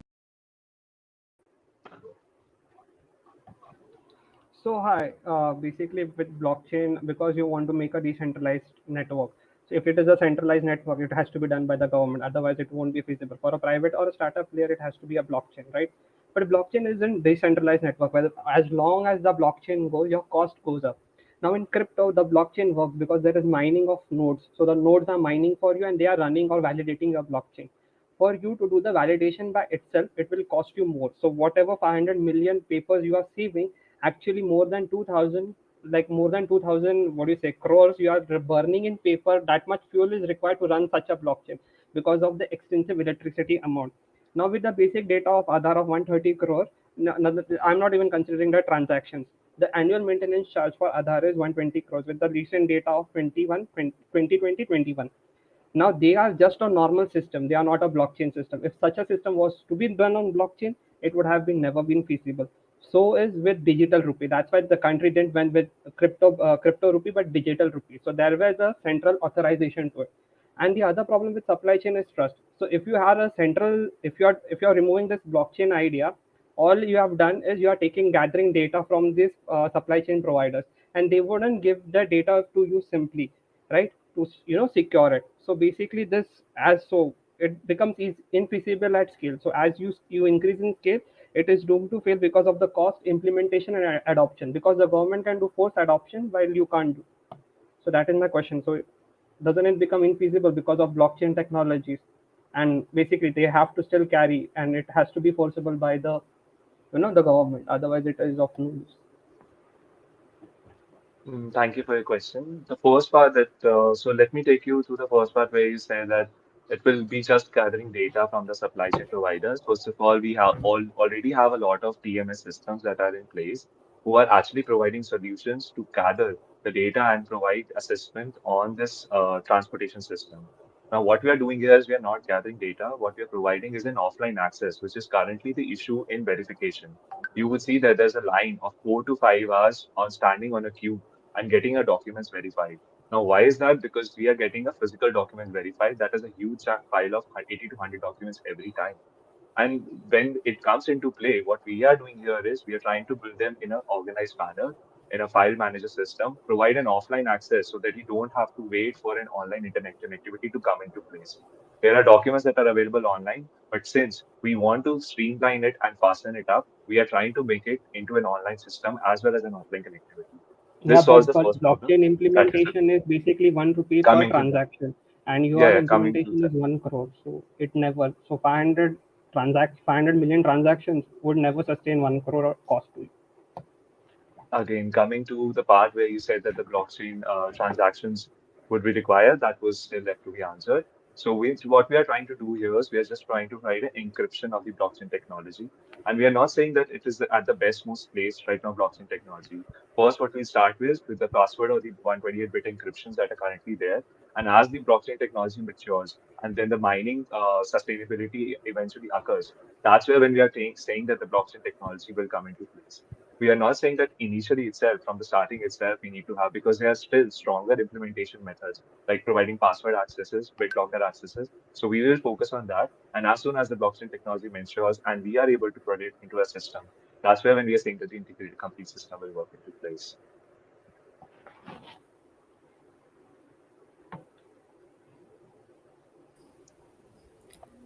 Thank you, teams. We'll now begin with the jury Q&A.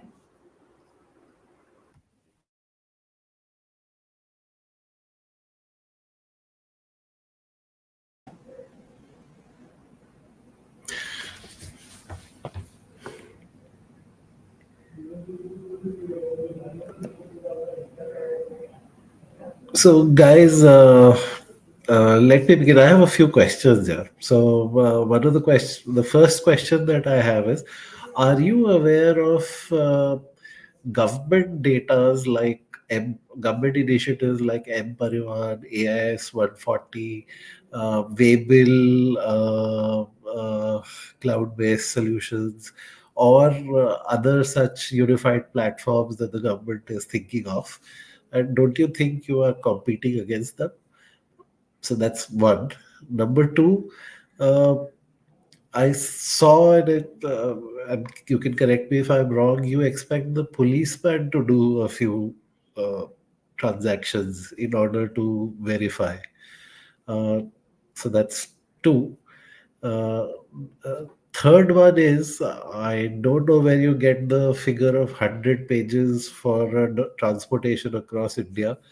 I can tell you from Reliance's experience that we hardly send maybe two documents or 3 pages or 4 pages at the most. And that also not for all states. It's primarily for those states who do not accept the digital documents. As you know, there is a state by state variation there, despite the IT law. So these are my three questions, and then yeah, if there are more, I'll ask.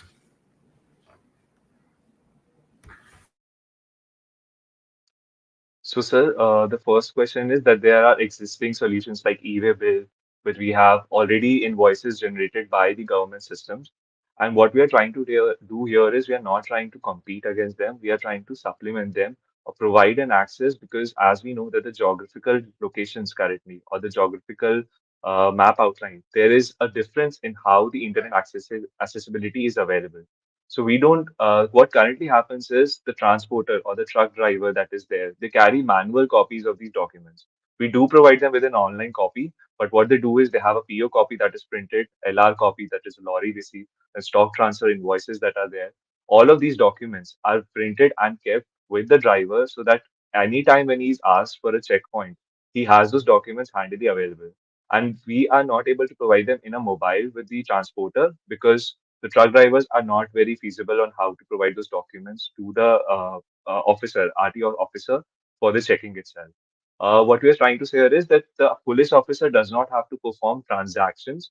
What he can do is he can tap on the device and get the access of the documents that are there and in an organized format, so he doesn't have to browse through hundreds of documents. There are industries like, sir, we have the FMCG industry where there's a shipment on the regular basis where a lot of documents like are transferred on a daily basis. Now, when we say 80 to 100 pages, the documents will be limited, sir. The documents would be 5 or 7 or 8, but the count of pages that go in, like suppose if we have to start printing a purchase order, it will also have a lot of line items which goes into a lot of this. Then we have the truck loading document. That is another document that has another lot of this that is piled up. So that is where we are saying, sir, that this documents cycle will be reduced. So let me posit two other follow-up questions. One, Reliance Jio claims that by middle of this year, 98% of the country will be 5G enabled. So, number one, what is the need for a physical device? And I'm sure we'll cover all the highways. Uh, num- Number two, there was some OTP that the policeman was supposed to get. So will he get it on the device, or will you register the policeman? Uh, what is the idea there? Number two. Number three, I would again request you to look at the government unified platforms which are marrying the data between waybills, Yes, GST sir. filings, and the GPS of the actual movement, and how the government is thinking of giving it access to anybody who needs it. So I would request that before you uh, go to the next step, you look at these things. Okay, thanks.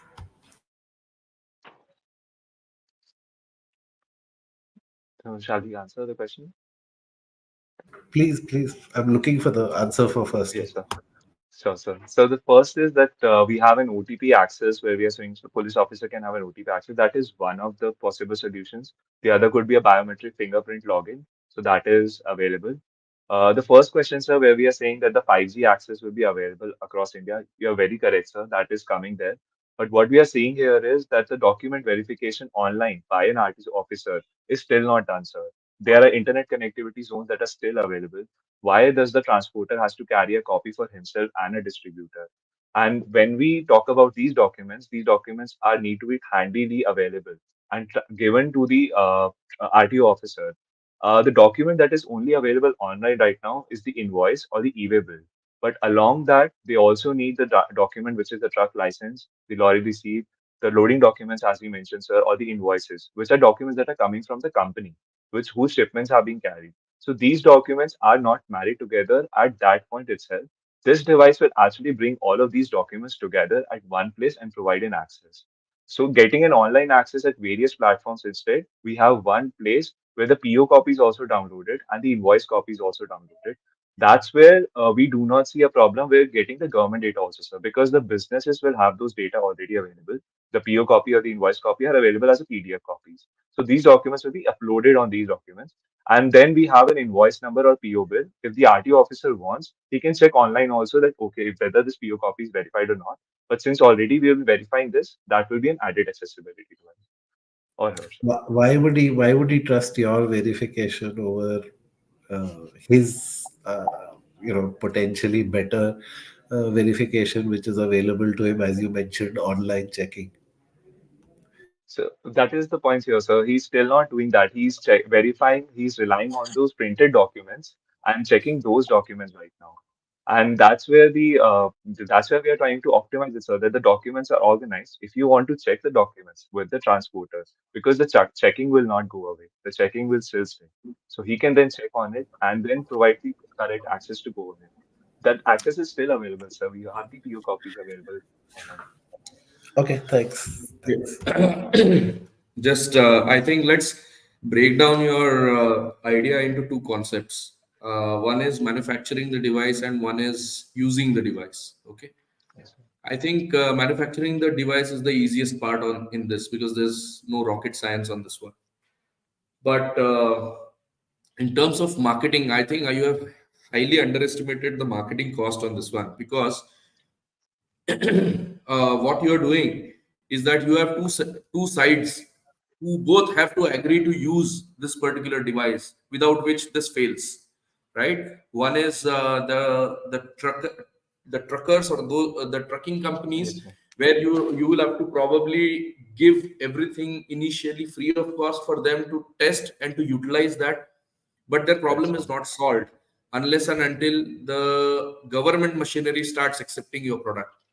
Because then what happens is that, like Arush mentioned, there are already the incentive there are already some schemes which the government is implementing. So if the truckers feel that they are doing the job twice, or if the cops feel that they are doing the same thing twice, then that effort may not come into fruition. And if that doesn't happen, then the whole architecture falls apart. Because Yes, sir. so in my view, it's relying heavily on both aspects, where you have to sell it not just to the user but also to the authorizer. Where for a authorizer, it should have been simple, saying that if the government is already giving something to me, why should I use this? And the third aspect of which is very crucial, where it could be very difficult to even explain to the government, is that how do you ensure or mitigate the security aspect of this, that this is hacking proof, there's high level of security or encryption which is already there. Because this would be a matter of national security interest if the transport vehicles can move, and this is susceptible to Correct, hacking. sir. These were my points. So, yes, sir. So, coming to the aspect of hacking, we tried to judge the various transmitting technologies. That's why we arrived at NFC technology, because NFC only allows you to transfer the document at a distance of 4 to 10 centimeters, unlike Bluetooth or RFID, which is accessible via distance. So that enables us to only allow the tap-it device, and we only provide access to those tap device to have better security levels, sir, instead of going for a technology which is accessible easily via, say, Wi-Fi or RFID, which is at a distance. The only thing is here, the element why I also mentioned the marketing cost could be high, is that you will have to have people on Yes, the sir. ground who go to check True, post and explain each and every individual sitting out there as to how this is going to work, which is a very, very high cost when you have to deploy people and get them to accept and use the product. And not just yes, sir. that, because you are looking at probably not all the see, not the officer doesn't always look at the paperwork. There would be the havaldars probably who will be looking at it. They're used to Correct, sir. looking at the standard physical documents. Now you ask them to use a tech, they're not so highly educated that they can figure out an NFC versus a RFID or whatever. And then what happens is that, so the whole point, what I'm trying to get at is, this will require a lot of effort in terms of Okay. gaining acceptability of that product, and you will Yes, sir. require feet on ground to go around and Yes, sir. explain what this is. So that is a cost which I don't believe has been factored off, because you will not make money in the second year of business. Sure, sir. So that is definitely there that we can target upon. And we are trying to first of all, sir, this year one, which we are trying to reflect is after the partnership, sir. So we have already encountered, additionally encountered for 1 year where we'll be working on the partnership, trying to get the government approvals from both the demand side and the supply side, as you mentioned, sir, that there are both stakeholders involved. So that is our year one where we'll be working on the implementation stage, then the pilot stage, and then the phase rollout. After that, so we are looking at these financials where we say that, okay, now a system is established, we have availability and accessibility from both the systems, and then we pitch in and start our rollouts. As you said, so the marketing cost will be definitely there. Not only that, the distribution cost will also come into play, where we have to reach out to a lot of say providers, the OEMs itself, the service network providers. That is where we are saying, sir, that that will come into play after that. So this would be year 3 or year 4 according to that. Okay, but again, 1 year of convincing the government is slightly aggressive. And Yes, sir. secondly, as I said initially, for adoption by the truckers, you will have to do business at a no revenue basis, No, no, no. because Yes. unless they use the device for a good 8 to 10 month period, they're not going to. And then you probably start the annual subscription for them to start using it. So basically, you're looking at very heavy investment initially without any returns, and that's where the survivability will come into question, and you will require a lot of investment initially, both in terms of manpower as well as capital. Capital system. Definitely, sir. That is where we're looking at. But what we see, sir, if it gets wide scale accessibility and scalability, this solution will be targeting the entire trucking industry that we have. And if we have a government mandate that comes in and we are successful in obtaining that, then we'll have the access to the entire trucking industry, and the solution will definitely grow, and cost will come down eventually, sir. As you can see, we have already taken a very conservative approach where we are saying that only 5,000 devices, we will be 6,000 devices will be selling in the first year, and then accordingly will be increasing. But that figure might grow up as we get the approvals.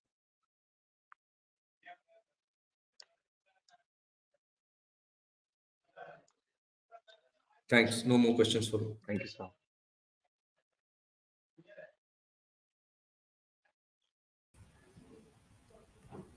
Thank you so much, Team Renegades. Now let's allow our jury a minute to complete evaluating the teams. While they make their assessments, let's have another interesting question for the audience. The rules remain similar. Type the answers in the comment section to win exciting TUP merchandise. Can we have the question, please?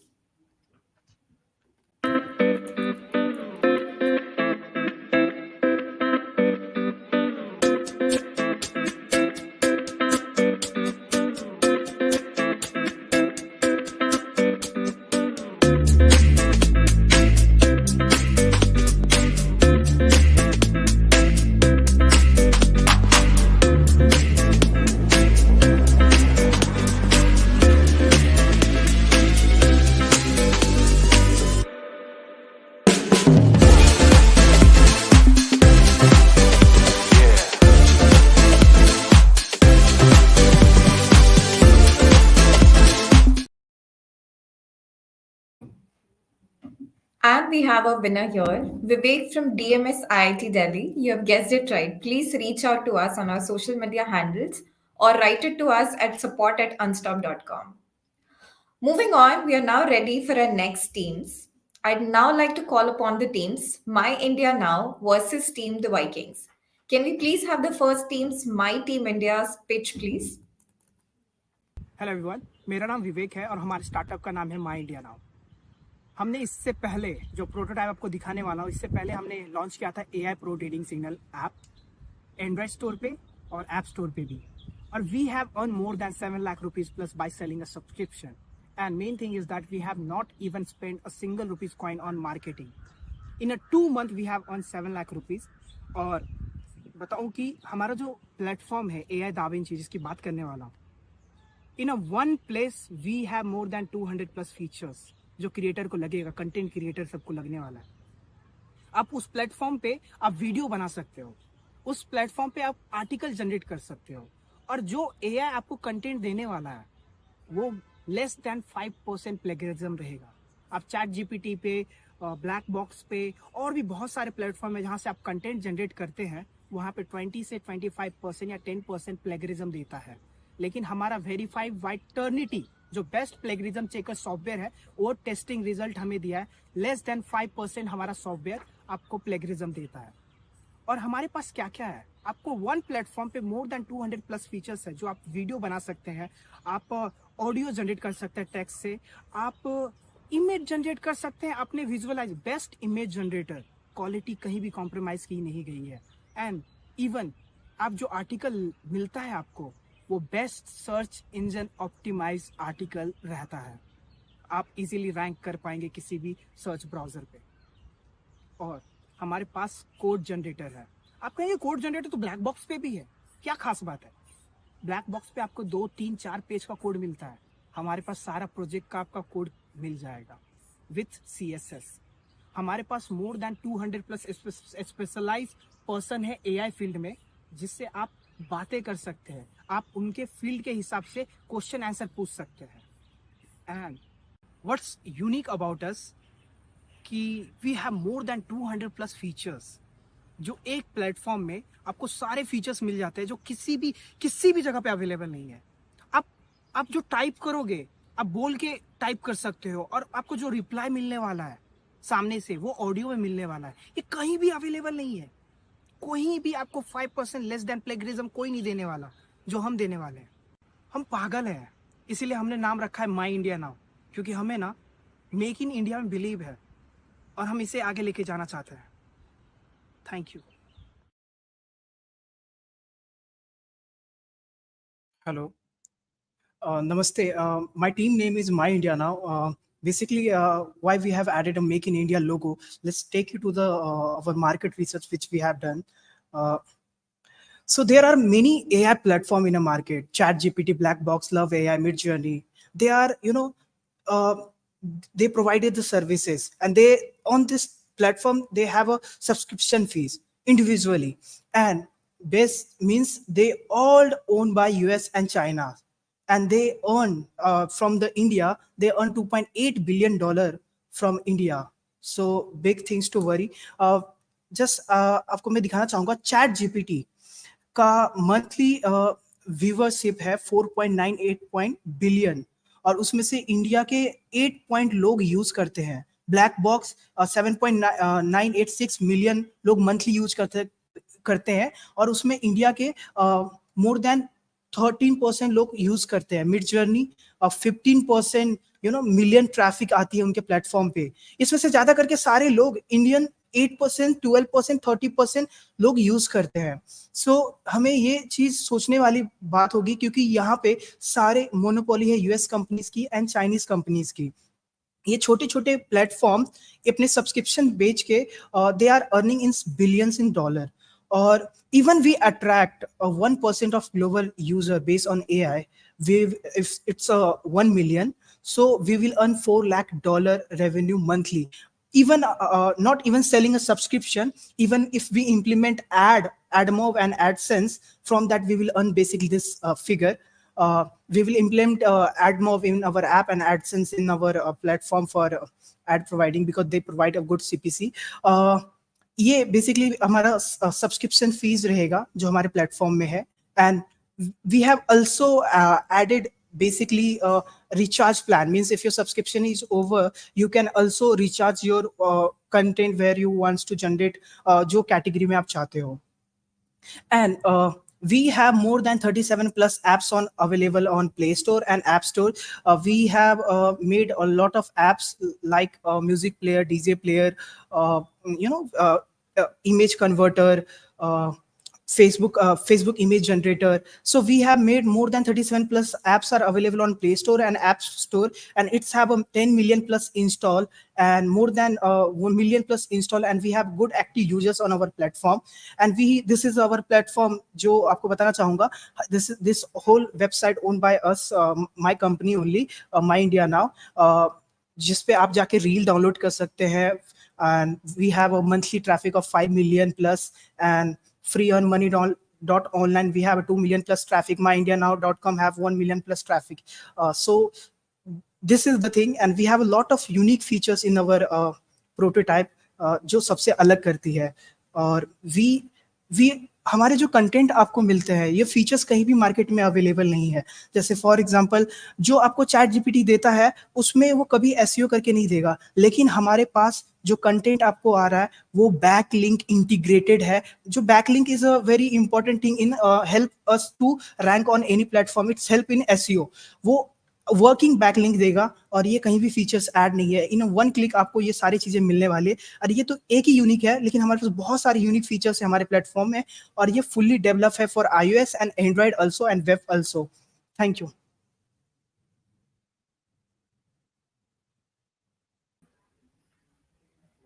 Thank you, team. We would now like to invite the team, the Vikings, for the idea face-off round. Hello, am I audible? Yes, sir. Right. So, I mean, it's a nice idea, but what I'm not able to understand is how this idea is unique. I mean, ये अलग कैसे है? So, of all the 200 features which you have been mentioning, uh, all the features are available in ChatGPT already in the form of plugins. Since you do not have your own AI model as well, right? You have not trained your own large language model. You are ultimately relying on the same companies which you want to push out of India and whose revenues you want to capture. And let's say if you are just simply aggregating and what you are doing is just an aggregation of tools built on the same large language model which those US companies you were talking about, यार, कोई भी ये idea copy कर सकता है. I mean, what is stopping from any developer, right, with more expertise and more resources, वो करने से जो आपने किया है सर? I mean, या यस सर, फर्स्टली मैं आपको आंसर देना चाहता हूँ जो आपने कहा कि इंटीग्रेशन ऑफ देयर हमने किया है. Basically we have the independent access of the API. Basically जितने भी आप एआई टूल देख रहे होंगे मार्केट में, चैट, ब्लैक बॉक्स, ये सारा उनके ही इंडिपेंडेंट एपीआई से ही एक्सेस मिला है. इंडिपेंडेंट एपीआई जो होता है सर, बेसिकली उसको ओनरशिप दे देता है, access of their own data set हम ट्रेन कर सकते हैं. तो हमने ये प्रॉम्प्ट इंजीनियरिंग का यूज किया है. I understand anyone can make the replicate the thing जो हमने किया है, बिग थिंग नहीं है, बट जो आपको आउटपुट मिलने वाला है, जो आउटपुट हमने जो प्रॉम्प्ट इंजीनियरिंग यूज की है, वो कोई भी कॉपी कर नहीं सकता क्योंकि वो हमारे पास है. अंडरस्टूड? वो जो आप एपीआई को आप ट्रेन कर सकते हो, आप उसको फॉर्म में किसी भी फॉर्म में आप आउटपुट ले सकते हो, लेकिन वो जो आप कमांड, आप जो प्रॉम्प्ट डाल रहे हो, वो आपके पास है, वो किसी और के पास नहीं है. वो सोर्स कोड मेरे पास है. That's what I am saying. Sir जो आप 5% प्लेगैरिज्म की बात कर रहे थे, Yes, there is sir. a plugin on ChatGPT, Humanist Pro. It humanizes the entire content and it gives us 0% plagiarism. SEO Yes, sir. app, SEO.app, that's another plugin in ChatGPT. So basically what I'm finding is it's just a ChatGPT which you have made with a different user interface.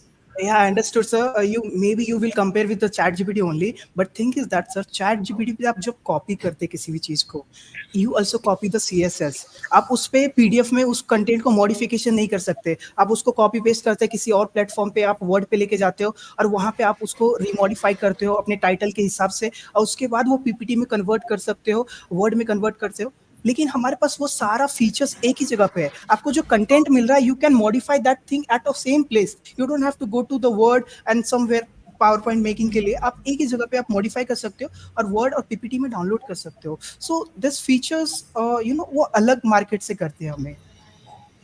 So the thing is, हमें generalist अगर कोई content expert है तो वो content expert है, अगर कोई video creator है तो वो वीडियो क्रिएटर है. वो नहीं चाहता कि the same, they don't want to make the SEO content, they don't want to publish text. वो वीडियो क्रिएटर है, it just that person simply needs some plugins, some tools on video applications. So the thing about aggregating and bringing it all together in one platform, I mean, I don't understand what's the reason behind and how would you able to push ChatGPT and other AI models out? Your No, initial I am purpose. not saying कि हम out कर सकते हैं, sir. I am saying कि the people are, for example, I will take an example of Zerodha. Zerodha is a leading, आपको पता होगा trading platform है Zerodha. और इसके बाद भी Zerodha के बाद भी बहुत सारे अनस्टॉप आए, एंजल वन आया, ग्रो आया. In a market they have also active users. On the in other hand, chat क्या बोलते हैं, ग्रो, Zerodha पे भी एक्टिव यूजर्स हैं डिफरेंटली. सो यहाँ पे ऐसा नहीं कि वी आर कि उसके यूजर्स हम ले रहे हैं, but the thing is that कि यहाँ पे बहुत इतना बड़ा मार्केट है एआई कि उसमें से हमने 5% भी यूजर्स अट्रैक्ट किए, we will make millions in dollar. So this is the thing what we are making and inventing. All right. Regarding sustainability of revenues, I mean, आप sustain कैसे करेंगे revenues going forward? Because या कोई भी आ सकता है, कोई भी replicate कर सकता है जो आपने किया है. या हमारा जो यूआई डिजाइन इस तरीके से बनाया गया सर, अब मे भी कहेंगे कि कोई भी आपको कॉपी कर सकता है, but the thing is that जो आपको कंटेंट मिलने वाला है सर, जो आपको कंटेंट मिलने वाला है, for example in stock market जब लोग बात करते हैं इन्वेस्टमेंट की, तो हम लोग एक्यूरेसी ढूंढते हैं कि कौन बेस्ट एक्यूरेसी देता है स्टॉक में. ओके, अब चाहे हमने 10 हजारों लोगों को ट्राई कर लिया होगा, तो हम एक और नया ट्राई करना चाहते हैं कि ये बेस्ट कौन देता है एक्यूरेसी, कि ये इतना अर्न कर सके. तो यहाँ पे बात हो रही है एक्यूरेसी के, और जो कंटेंट आपको मिल रहा है वो आपको अर्न करके दे सकता है. तो why you will not going to pay us and why you will not use our platform rather than आप वो चीजें यूज कर रहे हो जहाँ पे आपको प्रॉम्प्ट डालने की जरूरत है, बहुत सारे प्रॉम्प्ट लिखने की जरूरत है, और वो भी आप बना पाओगे, वो भी आपके हाथ में है नहीं. So this is the thing sir, we have automated everything, means in a one click you will get best thing. जो आप प्रॉम्प्ट लिखेंगे 10 लाइन का, वो हमने एक क्लिक में आपको वो चीजें मिल जाने वाली है. So thank you.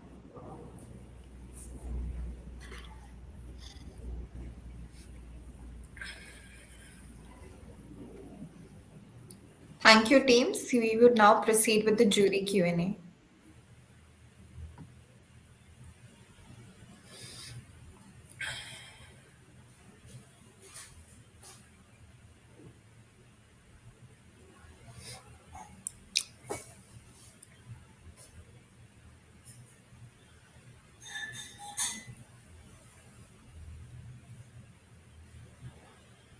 Okay, guys, I'll ask. Let me begin. So, firstly, good good thought process. But you mentioned you're already in the market. So, what is Yes, that? yes.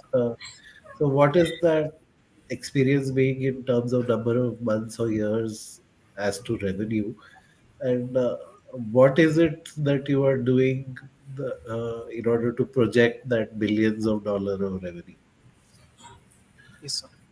This question, my friend Soham going to answer that, sir. This is because he handles finance. Yes, sir.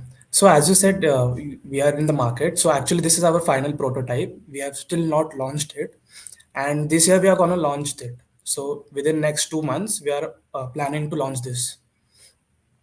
No, Soham, sir is asking that revenue of our old apps which are available in market.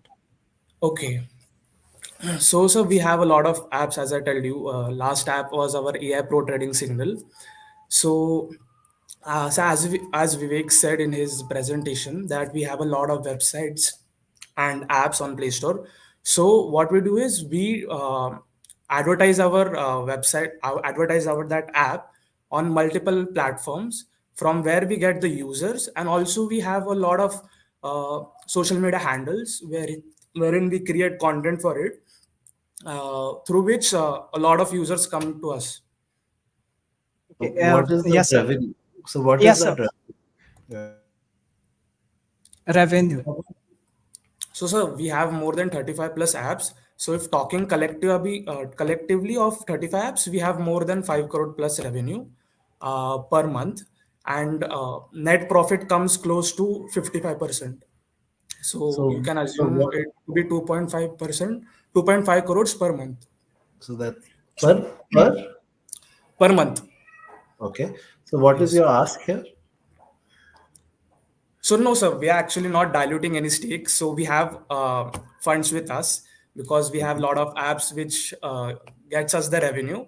So we are Okay. not here to raise funds. We are here to pitch our idea and get a strategic investor on board. Why would you need a strategic investor? So because AI is a field wherein there is a lot of competition and you need to continuously innovate and develop. As it is very difficult to sustain in this field, you need a mentor who is well versed with this concept and the new technology that is coming in uh, to sustain in the long period. Okay. So you said that you have some 35 revenue generating apps, right? Yes, sir. Not revenue generated, not apps, sir. Basically, we have simply app that people users use, for example, PDF converter, DJ mix player. So this people used by their entertainment purpose, and we implemented AdMob ads, and we get good CPC, and we have also implemented a premium subscription. If you don't want ads, you want unlimited access our app, you have to pay some amount of that. No, so let me make it simple.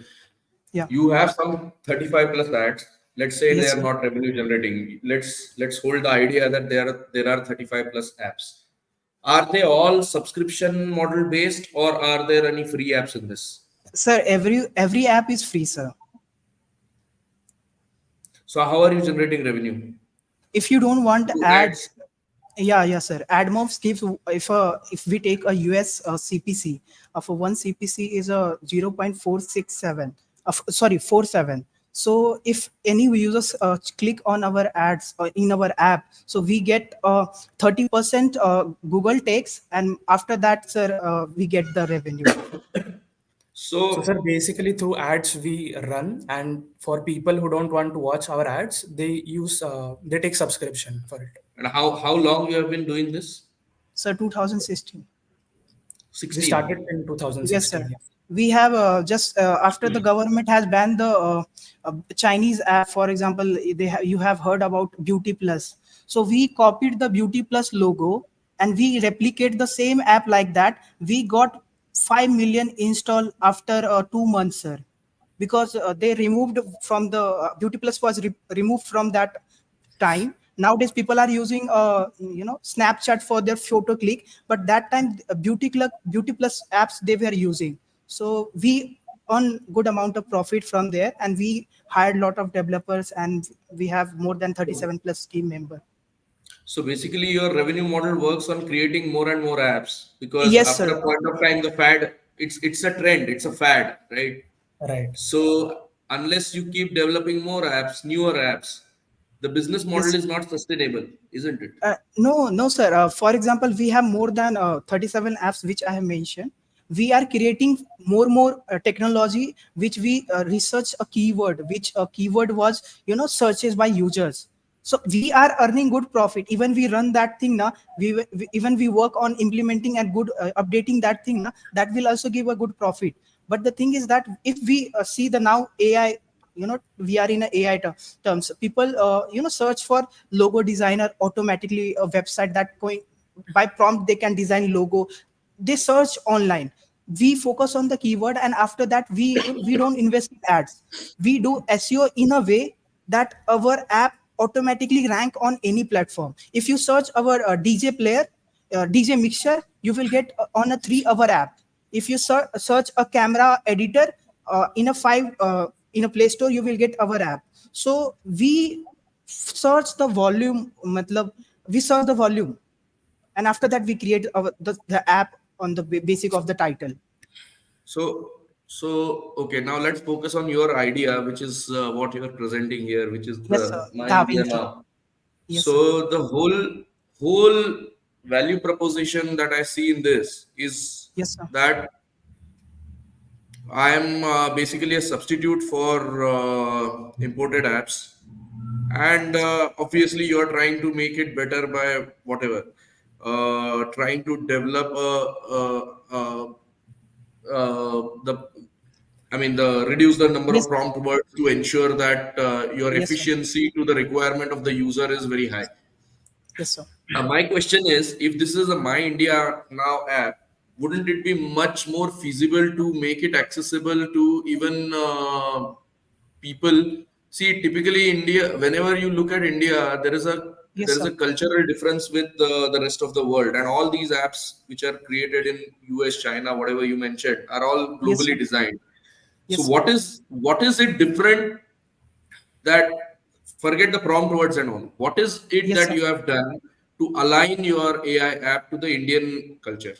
Give me a couple of Okay. examples on that. Sir, basically, what you have said, there are many you blogger. They write article on website, and then their main purpose is to they earn. So they don't know the SEO in India.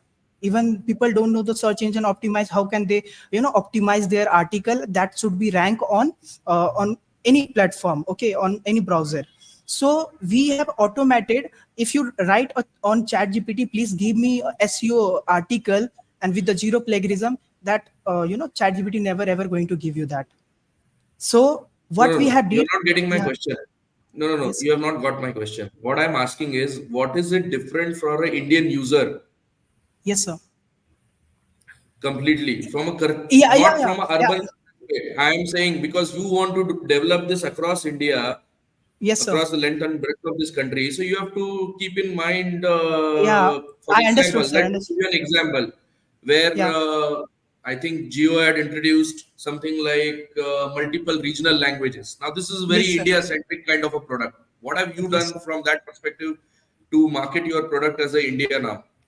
Sir, in a click, you can generate a content from our platform, and that will be a SEO content. And even we have a voice, means if you type, if you don't know the how to type, now you can talk in audio form, and that thing will be reply you in audio form. Does This it is for the recognize Indian languages?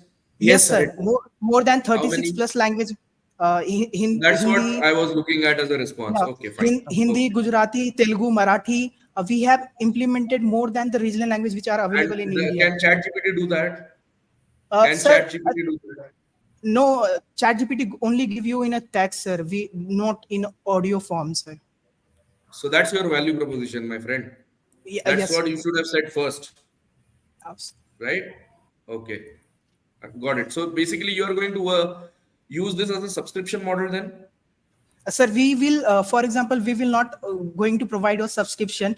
It because a users, if users came, we have given the limited access. Means after that, if you over your daily limit, you have to buy our subscription. Yeah, you have to wait for other day, or you have to watch a ad. So from that also we will going to earn from CPC and by click ratio and from the or ad revenue also, sir. Okay. Yes, sir. With 2.5 crores of profit per day, boss, you can hire influencers. Yes, So sir. I We think will we going. need to pitch on this One one. more. Yeah.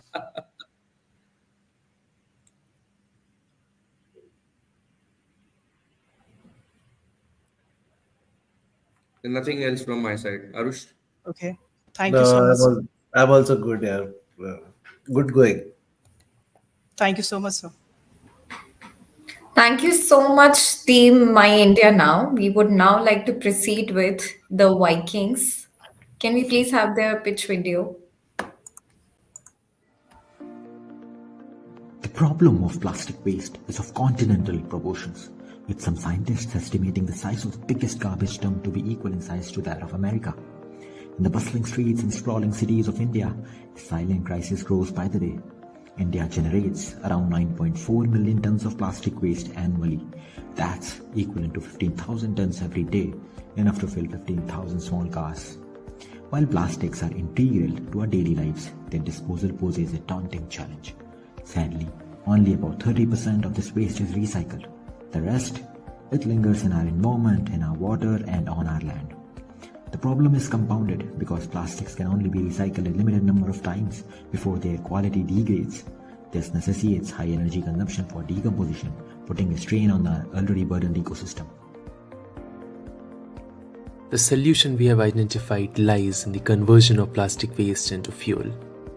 Now let us look at how we will convert waste plastic to fuel oil. Waste plastic will go through a number of stages like pre-treatment, shredding, pyrolysis, condensation and refining. This is how our system looks like. Waste plastic goes into the plastic shredder. From there, smaller pieces of plastic goes into the densifier, from where it moves into the catalytic cracking unit. Here we have a temperature of 300 degrees Celsius, which melts the plastic, and the larger chains of hydrocarbons, when it passes through the catalytic chamber, breaks into smaller chains. The gas is then condensed and converted into liquid fuel, which is stored inside the chamber. This fuel goes on into further refining. The three products of the process are oil, gas, and carbon black. The oil can be used as a heating material in industry or as a fuel in generators. The gas can be used as a flammable heating gas in industries. The carbon black can be used as a substitute for coal. Plastic, long viewed as a mere waste, is now a resource in our groundbreaking vision. We are transforming plastic waste into a valuable fuel. Our idea strikes this conventional wisdom at its heart.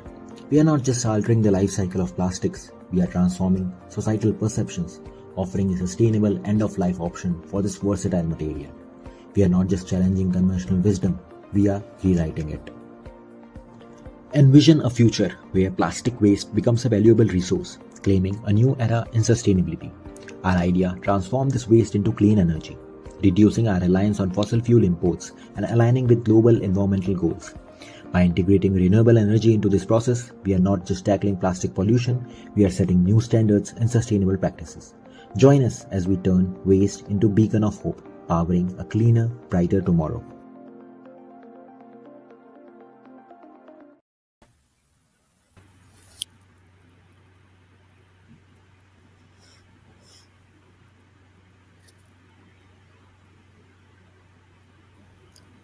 Am I audible?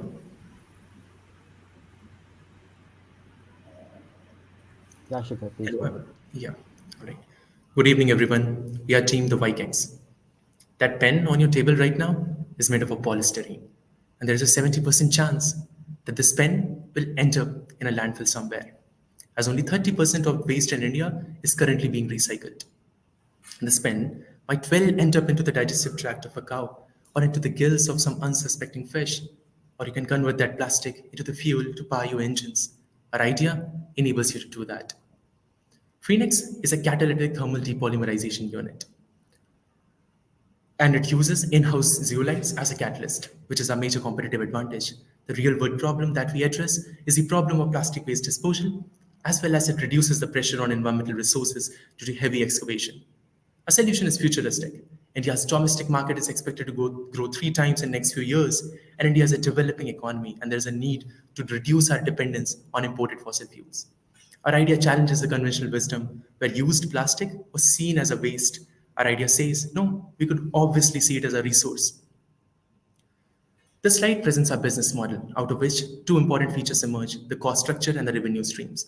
The cost structure is basically the raw materials, which are basically the procurement of the plastic, plant equipment, and various capital expenditure, as well as the operation expenditures. Our revenue streams are generated mainly from selling of the fuel oil that we generate. We have the major stakeholders in this are obviously our investors, employees, society, as well as the environment, not to forget the government and the NGOs. There is a synergy which we see with the Reliance, and therefore we believe that Reliance should invest into it because it's innovation and research focus led. Regarding the scalability and the practicality of the solution, our idea is highly scalable. Our catalyst, which is a major competitive advantage to us, is novel and patentable. This will give us a major cost advantage and improve efficiency. Our research is backed by 2 years solid research into this technology, and it's a highly efficient process where 80% conversion of plastic into oil by weight. Our process also produces negligible emissions. Now, I will invite Anushka to take over the financial analysis and the implementation roadmap of our idea. Thank you, Shikhar. Now let us look at the financial and business aspect of the idea. We have done an estimate for a 5 TPD plant located on the outskirts of Kolkata. Considering all capex and opex, our processing cost comes at rupees 30 per kg of plastic. We will be selling out our product at rupees 12 to 15 less than that of per liter less than that of commercial diesel. So that will be somewhere around 80 rupees per liter. Our customers will be small and medium scale industries who regularly use diesel for kilns, furnaces, boilers, etc. They will purchase from us because we will provide them product at lower cost and also help them attain their ESG goals. The roadmap will involve getting the IP for the catalyst in the first 1.5 years while setting up the pilot plant. In the next 1 year, we conduct our pilot study. Then from third year onward, we can scale and set up larger plants in cities like Mumbai, Bangalore, Delhi. And going forward, we can do further expansion and diversification. We have the detailed financial analysis attached in the appendix. Now, thank you. And we are open.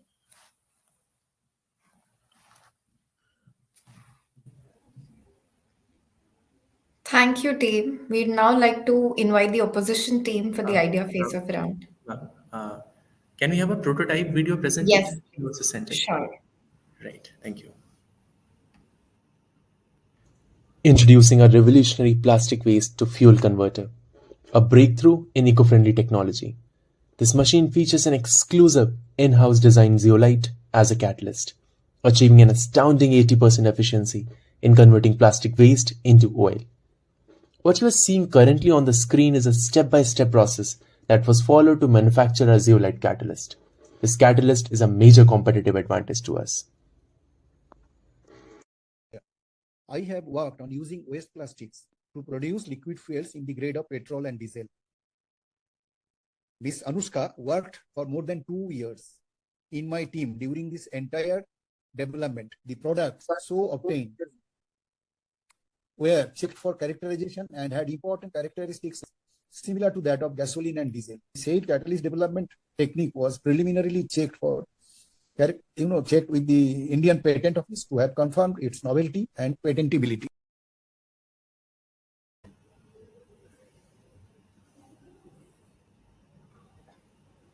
Great. Can we have My India Now team here on the screen, please, for the idea face-off?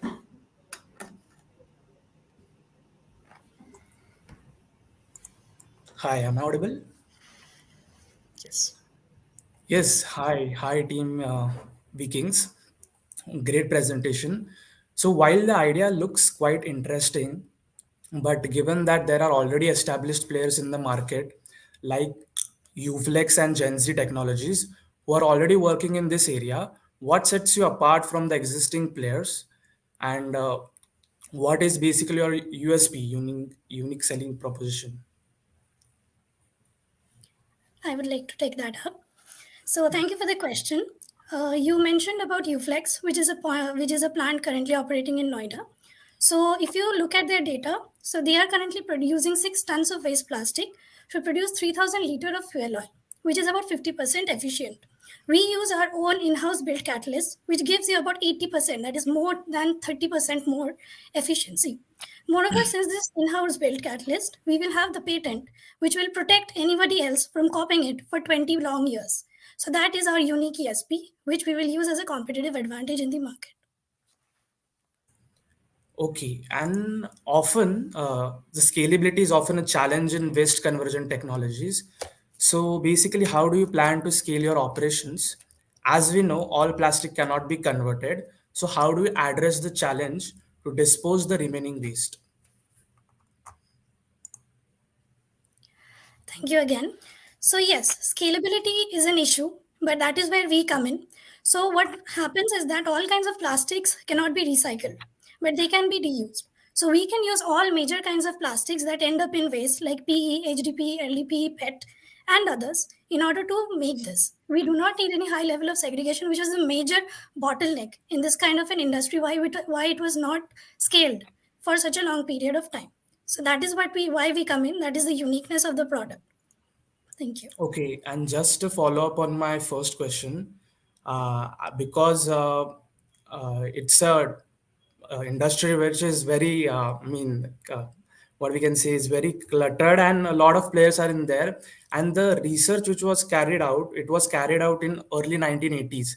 So I don't see anything very different that we're doing compared to others. So just one quick point on that, and also on the quality issue. So how do you manage the end products like gas, oil, and carbon black that can vary? And what quality control measures do you take to ensure that a product meets the industry standards? Sure. Thank you again. So the mention that you did mention about research that was done a long time ago. So please note that this is a process that has different stages. For example, research that was done long ago, that was using thermal decomposition. Next came catalytic decomposition, and further we have devised our catalyst, and we have optimized its efficiency. That is where it's different. So the efficiency is where we will play. And the next question that you answered, the next question was regarding. So Can you how just do we repeat? basically take the quality control measures, Quality and control. why would an outsider buy your products when there are already established players in the markets who have been serving from last 20 years in the likes of Reliance and Praj Industries? Yes, definitely. So the quality control measures that we will take is the liquid that is generated will go through proper distillation methods, and the liquid that will be obtained after that, we will get licenses for that to ensure trust with our customers. Also, the major players like Reliance, ICL, and others who are operating in this domain, they are also looking for sustainable alternatives. So the thing is, we will play on cost. We will be able to process the plastics at rupees 30 per kg, and we can sell it at cost much lower than the commercial price of diesel in the market. That is why customers will come.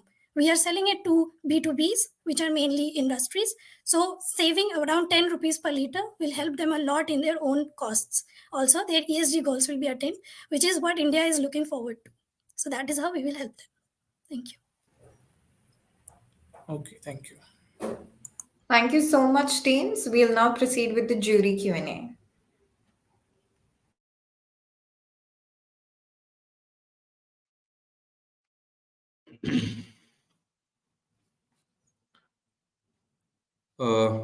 Hi, team. Yeah. Thank you for a nice Hi, team. presentation. Good presentation. Just one clarification and one question. So, one clarification is: do you know the?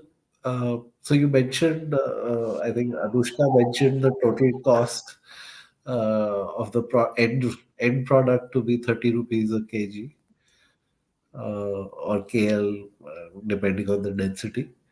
Uh, do you know the cost of the zeolite process vis-a-vis the other processes that are available in the market? You mentioned the use of burning for converting plastic into other forms, gases or liquid. So do you know the cost comparison there? And uh, my understanding is how do you come up with the figure that you are converting, uh, that you can sustainably convert at 80%, and that it's not a you know vis-a-vis others, which best known cases would be about 55 or 50% or something like that. Yeah. Okay, yes, sir. Thank you for the question. So, coming to the cost comparison, so what we got in our research is that first of all, some plants are doing thermal cracking. So, that requires a very high temperature of somewhere more than 450 degrees Celsius. So, the energy consumption cost there is very high. Here, our technology will do the entire process at around 300 degrees Celsius. So, there is where we will save costs. Coming to other plants which are using catalysts, so what happens is our catalyst is somewhere very close to the grade of ZSM5s, which are very costly, around somewhere more than rupees 1600 per kg, usually imported. So the thing is, we will produce it at very low costs, almost one third of the cost, and this can be reused 5 to 7 times for producing the liquid. So that is where we will be saving costs and getting a competitive edge over them. Coming to the next question, where is the next question was, Yeah, regarding 80% efficiency, yeah. and how are we planning to sustain it? The what we are majorly doing is, since we are manufacturing our own catalyst, that in this case are the zeolites, that gives us, that helps us not get, normally what happens is when the catalysts are not used, energy requirements are very high, and if they are being imported, the cost is very high. But we are manufacturing our own catalyst, we never get into that bottleneck, where scaling becomes a problem. So that is how 80, and this 80% thing, we have, as we showed in the prototype, we were able to extract, out of 1 kg of the waste plastic which we were using, we were able to extract around 750, 760 ml of diesel grade fuel oil. And we also did the calorific value test, so that comes out to be around 10,833 kilocalorie per kg. So that is almost comparable to what diesel has.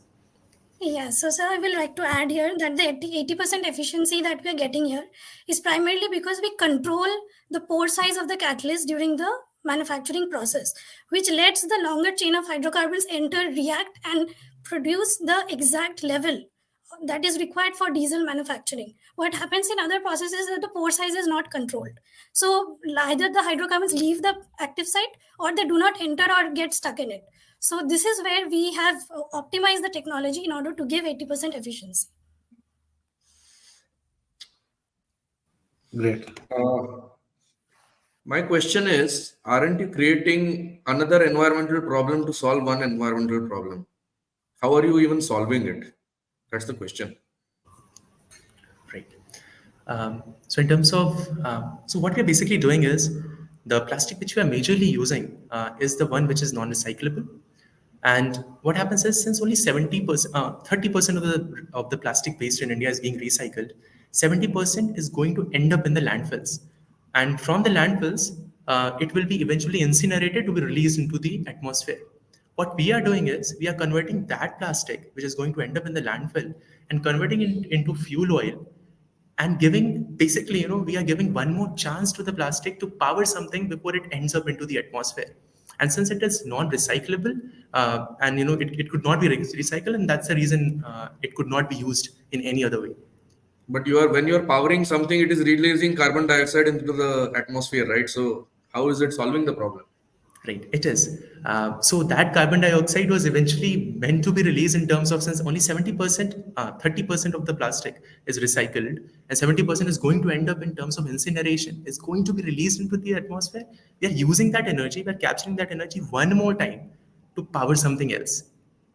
That's the sort of a vision behind this, giving plastic one more chance to power something up before it is released. Okay, I'm not really convinced on this one, but let's move.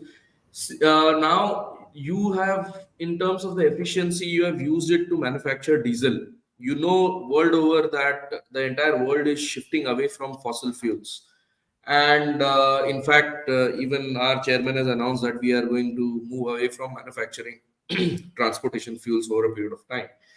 So, how do you even think that this is, and in terms of diesel, especially the government has mandated, most of the states are doing away with diesel vehicles, especially on the public transportation system, and they are moving into CNG or probably EVs now in a lot of states. So how is even this particular model sustainable? Why are we creating diesel when the government is mandating states to in fact reduce the usage of diesel? How can you even scale this up?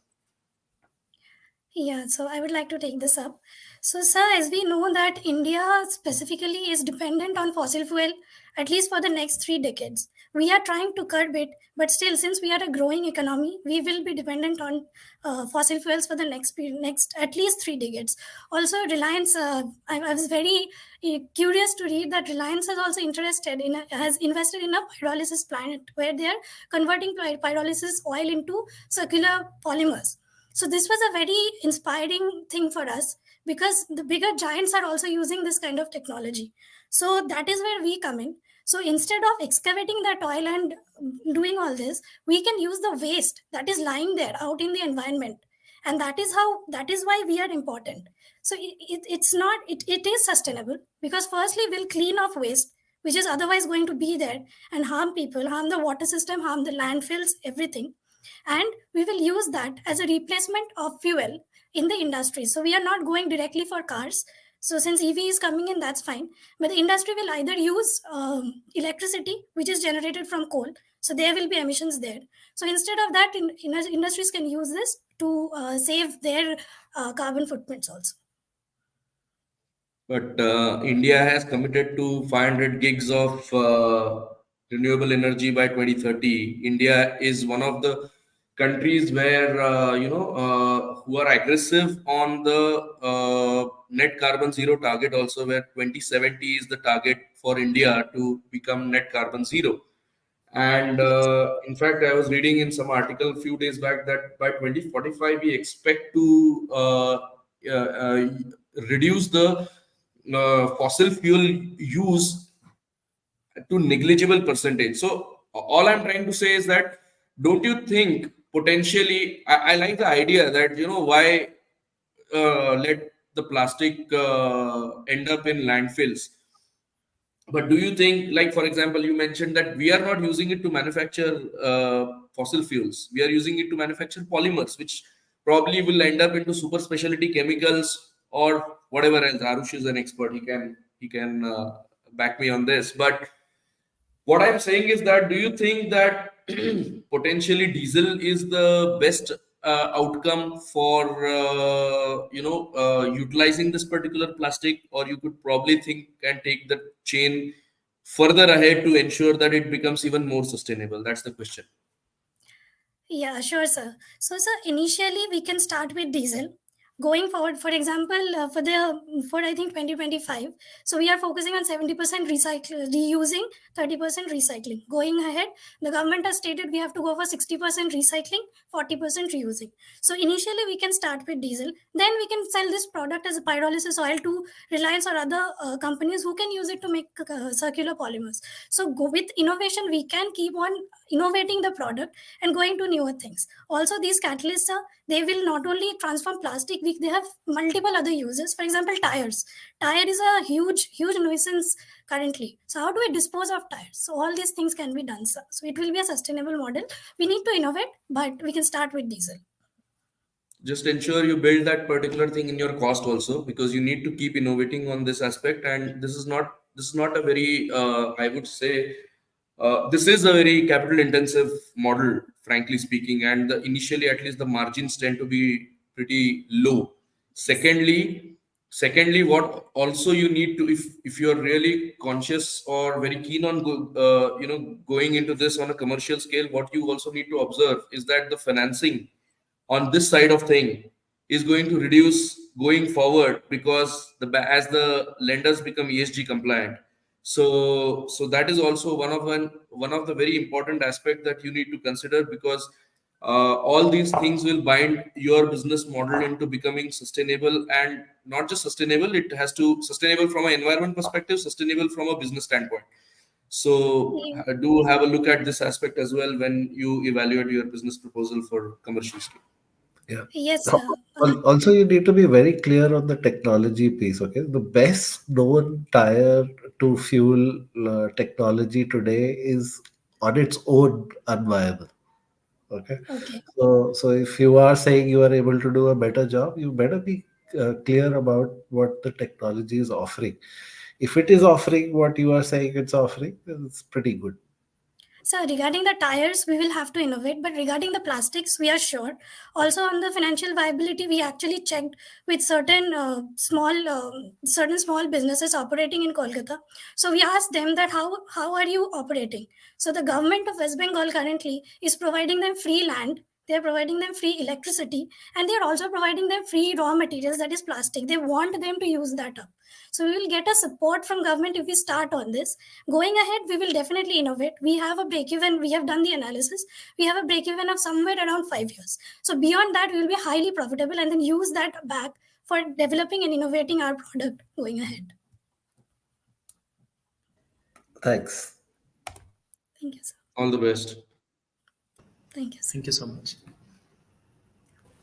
Thank you so much, team, for this insightful and interesting idea presentation. Okay, what a semi-finale this has turned out to be. The variety of innovative ideas showcased by each of the teams is truly remarkable. Kudos to all the participating teams of this round. As you know, the winners of today's regional semi-finale will be stepping into the grand finale of TUP 9.0, where they get to meet the other regional semi-finale winners from other parts of the country. They will compete with each other, and the best among them shall emerge as the ultimate champion of this competition. Now, I'm sure you're eager to know the winner and the runners-up for this regional semi-finale. Now, to quell the curiosity, the suspense will have to linger a bit longer. The results of today's round will be declared on our social media handles shortly. So keep those social media notifications active. As we draw to a close, a big thank you to our jury here, to the audience which has been very enthusiastic and participative, and to all the teams.